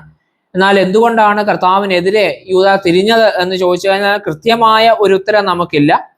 എന്നാൽ ഒരുപക്ഷെ അവന്റെ ഫ്രസ്ട്രേഷൻ കൊണ്ടായിരിക്കാം. മറ്റ് ശിഷ്യന്മാരെ പോലെ കർത്താവ് ഒരു രാജത്വം പ്രാപിക്കും എന്നുള്ള ഒരു പൊളിറ്റിക്കൽ മെസ്സായ പ്രതീക്ഷിച്ച യൂദ പിന്നീട് അത് അല്ല, തൻ്റെ പ്രതീക്ഷയ്ക്കെതിരായിട്ടാണ് കർത്താവ് പോകുന്നത് എന്ന് കണ്ട് ഒരുപക്ഷെ ആ ഒരു ഫ്രസ്ട്രേഷനിലായിരിക്കാം. അല്ല എങ്കിൽ മറ്റ് ശിഷ്യന്മാർക്ക് ലഭിക്കുന്ന പരിഗണന തനിക്ക് ലഭിക്കുന്നില്ല എന്നുള്ള അസൂയ കൊണ്ടാണ്. കർത്താവ് എന്നോട് ചേർന്ന് പത്രോസിനെ, യാക്കോബിനെയും യോഹന്നാനെയും കൂട്ടി കർത്താവ് പ്രധാനപ്പെട്ട ഇടങ്ങളിലേക്കൊക്കെ പോകുന്നത് നമ്മൾ കാണുന്നുണ്ട്. തേജസ്കരണത്തിന്റെ സമയത്ത് രാത്രികളിൽ പ്രാർത്ഥിക്കുവാനായിട്ടൊക്കെ. എന്നാൽ കൂട്ടത്തിൽ ഒരുപക്ഷെ യൂദ വളരെ കഴിവുള്ളവനായിരുന്നത് കൊണ്ടായിരിക്കാം കർത്താവ് പണത്തിന്റെ ഇടപാടുകളൊക്കെ അവനെ ഏൽപ്പിച്ചത്, പണസഞ്ചി അവനെ ഏൽപ്പിച്ചു എന്ന് പറയുന്നുണ്ട്. അപ്പോൾ ഒരുപക്ഷെ അവർക്ക് ലഭിക്കുന്ന ആ ഒരു പരിഗണന തനിക്ക് ലഭിക്കുന്നില്ല എന്ന് തോന്നിയിട്ടായിരിക്കാം. ഇതൊന്നും നമുക്ക് കൃത്യമായിട്ട് അറിയത്തില്ല, സാധ്യതകൾ മാത്രമാണ്. അസൂയ മൂലമായിരിക്കാം എന്ന് നമുക്ക് സ്വാഭാവികമായിട്ട് ഒരുപക്ഷെ ചിന്തിക്കാം. അല്ലെങ്കിൽ ഭയം കൊണ്ടായിരിക്കാം, അല്ലെ? കർത്താവിനെ കൊല്ലുവാനായിട്ട് യഹൂദന്മാർ ശ്രമിക്കുന്നത് അവന് വ്യക്തമായിട്ട് അറിയാം. അപ്പോൾ കർത്താവിന് എതിരെയുള്ള അവരുടെ എതിർപ്പ് സ്വാഭാവികമായിട്ടും അതിന്റെ പരിണത ഫലം അവന്റെ ശിഷ്യനാകുന്ന തന്നിലേക്കും വരും എന്നുള്ളത് കൊണ്ട് അതിനു മുൻപായിട്ട് അവനെ കാണിച്ചു കൊടുത്ത് രക്ഷപ്പെടുവാനുള്ള ശ്രമമായിട്ടായിരിക്കാം ഒരുപക്ഷെ യൂദ ചെയ്തത്, നമുക്കറിയില്ല. വേറെ ഒരു സാധ്യത ചില പണ്ഡിതന്മാര് പറയുന്നത്, കർത്താവ് മശിഹായായിട്ട് താൻ പ്രതീക്ഷിക്കുന്നത് പോലെ പ്രവർത്തിക്കുവാൻ വേണ്ടി സാഹചര്യം ഒരുക്കി യൂദ നോക്കുകയായിരിക്കാം എന്ന് പറയുന്നുണ്ട്. കാരണം കർത്താവിന് പലതവണ ഈ ജനത്തിന്റെ പിന്തുണ നേടി യുദ്ധം ചെയ്യുവാൻ അവസരം കിട്ടിയിട്ടും കർത്താവ് അത് ചെയ്യുന്നില്ല. എന്നാൽ ഇപ്പോൾ ഇതാ താൻ യഹൂദന്മാർക്ക് വഴി പറഞ്ഞു കൊടുത്ത് അവരിവനെ അറസ്റ്റ് ചെയ്ത് കൊല്ലുവാനായിട്ട് കൊണ്ടുപോകുമ്പോൾ മറ്റു വഴിയില്ലാതെ കർത്താവ് പ്രതികരിക്കുമെന്നും അവരെ തോൽപ്പിക്കുമെന്നും താൻ തന്നെ ഒരു രാജാവായിട്ട് മാറും എന്ന് കരുതി അതിനുള്ള ഒരു ഉപായമായിട്ട് യൂദ ചെയ്തതാവാം എന്നുള്ള ഒരു സാധ്യത ചില പണ്ഡിതന്മാര് പറയുന്നുണ്ട്, നമുക്കറിയുകയില്ല. എന്നാൽ ചില ആളുകൾ പറയുന്നു കാലക്രമേണ യൂദായുടെ സ്വഭാവത്തിൽ വന്ന മാറ്റമായിരിക്കാം എന്ന് പറയുന്നുണ്ട്. അല്ലെ, ഈ 3.5 വർഷം കർത്താവിനോടുകൂടെ നടന്നെങ്കിലും കർത്താവിന്റെ ഉപദേശങ്ങൾ സ്വീകരിക്കുവാനായിട്ട് അവന് കഴിയാതെ പതിയെ അവന്റെ ഹൃദയം കർത്താവിൽ നിന്ന് അകന്നു പോകുന്നത് കർത്താവ് മനസ്സിലാക്കുന്നുണ്ട്. അന്ത്യത്താഴ സമയത്തൊക്കെ കർത്താവ് ഇവൻ എത്രമാത്രം തന്നിൽ നിന്ന് അകന്നു പോകുവാനായിട്ട് ശ്രമിക്കുന്നു, അത്രയേറെ അവനെ ചേർത്ത് പിടിക്കുവാനായിട്ട് കർത്താവ് ശ്രമിക്കുന്നുണ്ട്. ആരാണ് തന്നെ ഒറ്റിക്കൊടുക്കുന്നത് എന്ന് ശിഷ്യന്മാർ ചോദിക്കുമ്പോഴും കർത്താവ് അത് യൂദായാണെന്ന് അവർക്ക് കാണിച്ചു കൊടുക്കുന്നില്ല. സ്നേഹപൂർവ്വം അവനെ ചേർത്ത് പിടിക്കുവാനായിട്ടാണ് കർത്താവ് ശ്രമിക്കുന്നത്. എന്നാൽ ആ സ്നേഹത്തെ ഒന്നും തിരിച്ചറിയുവാൻ കഴിയാതെ വണ്ണം യൂദായുടെ മനസ്സ് പെതിയെ കഠിനമായി പോയതുകൊണ്ടാവാം ഒരുപക്ഷെ അവൻ കർത്താവിനെ കാണിച്ചു കൊടുത്തത് എന്നും നമുക്ക് ന്യായമായിട്ടും അനുഭവിക്കാം. ഇതിൽ എന്തെങ്കിലുമൊക്കെ കാരണത്താലായിരിക്കാം, കൃത്യമായിട്ട് എന്താണ് നമുക്കറിയുന്നില്ല. ഏതായാലും കർത്താവിനെ യൂദാ കാണിച്ചു കൊടുക്കുന്നു. അതിന് ഉള്ള പ്രതിഫലമായിട്ട് 30 വെള്ളിക്കാശ് യഹൂദന്മാരുടെ കയ്യിൽ നിന്നും അവൻ മേടിക്കുന്നു. പിന്നീട് കർത്താവിനെ ശിക്ഷിക്കുന്നുവെന്ന് കാണുമ്പോൾ താൻ വിചാരിച്ചതുപോലെയല്ല, മറിച്ച് കർത്താവിനെ പീഡിപ്പിക്കുകയും ക്രൂരമായി ശിക്ഷിക്കുകയും ചെയ്യുന്നുവെന്ന് കാണുമ്പോൾ യൂദാ ചെന്ന് കെട്ടിഞ്ഞാന്ന് ചത്തു എന്നാണ് പറയുന്നത്. 2 തരത്തിൽ യൂദയുടെ അന്ത്യത്തെ പറ്റിയുള്ള സൂചന നമുക്ക് വേദപുസ്തകത്തിൽ കാണുവാനായിട്ട് ഇടയാവുന്നുണ്ട്. ഒന്ന് പറയുന്നത് പുതിയ നിയമത്തിൽ നമ്മൾ കാണുന്നത്, പ്രത്യേകിച്ച് മത്തായിയുടെ സുവിശേഷത്തിൽ നമ്മൾ കാണുന്നത്, യൂദാ വിഷമത്തോടെ മഹാപുരോഹിതന്മാരുടെ അടുക്കൽ ചെന്നിട്ട് ഈ 30 വെള്ളിക്കാശ് അവർക്ക് തിരിച്ചു കൊടുക്കുന്നു. എന്നാൽ അവരത് സ്വീകരിക്കുന്നില്ല. അവനത് ദേവാലയത്തിൽ എറിഞ്ഞു കളഞ്ഞിട്ട് കുറ്റബോധം കൊണ്ടുപോയി കെട്ടി തൂങ്ങി മരിച്ചു, സൂയിസൈഡ് ചെയ്തു എന്ന് പറയുന്നുണ്ട്. വേറെ അപ്പോസ്തല പ്രവർത്തികൾ 1:18 വായിക്കുമ്പോൾ അവിടെ വേറെ ഒരു സൂചന നമുക്ക് ലഭിക്കുന്നുണ്ട്. യൂദാ തനിക്ക് ലഭിച്ച പണം കൊണ്ട് ഒരു നിലം വാങ്ങിയെന്നും അവിടെ വെച്ച് ദാരുണമായ എന്തോ ഒരു അപകടം സംഭവിച്ച് അവൻ മരിച്ചുവെന്നും ഉള്ള ഒരു സൂചനയെ നമുക്ക് ലഭിക്കുന്നുണ്ട്. ഇതിൽ ഇങ്ങനെ 2 സൂചനകളാണ് യൂദയുടെ അന്ത്യത്തെ പറ്റി നമുക്ക് കാണുവാനായിട്ട് ഇടയാവുന്നത്. ഇനി മുൻപോട്ട് നമുക്ക് ചിന്തിക്കുവാനായിട്ടുള്ളത് കർത്താവിന്റെ ന്യായവിസ്താരവും ക്രൂശീകരണവും തുടർന്ന് ഉയർത്തെഴുന്നേൽപ്പും മുതലായ കാര്യങ്ങൾ അടുത്ത വീഡിയോയിൽ നമുക്ക് ചിന്തിക്കാം.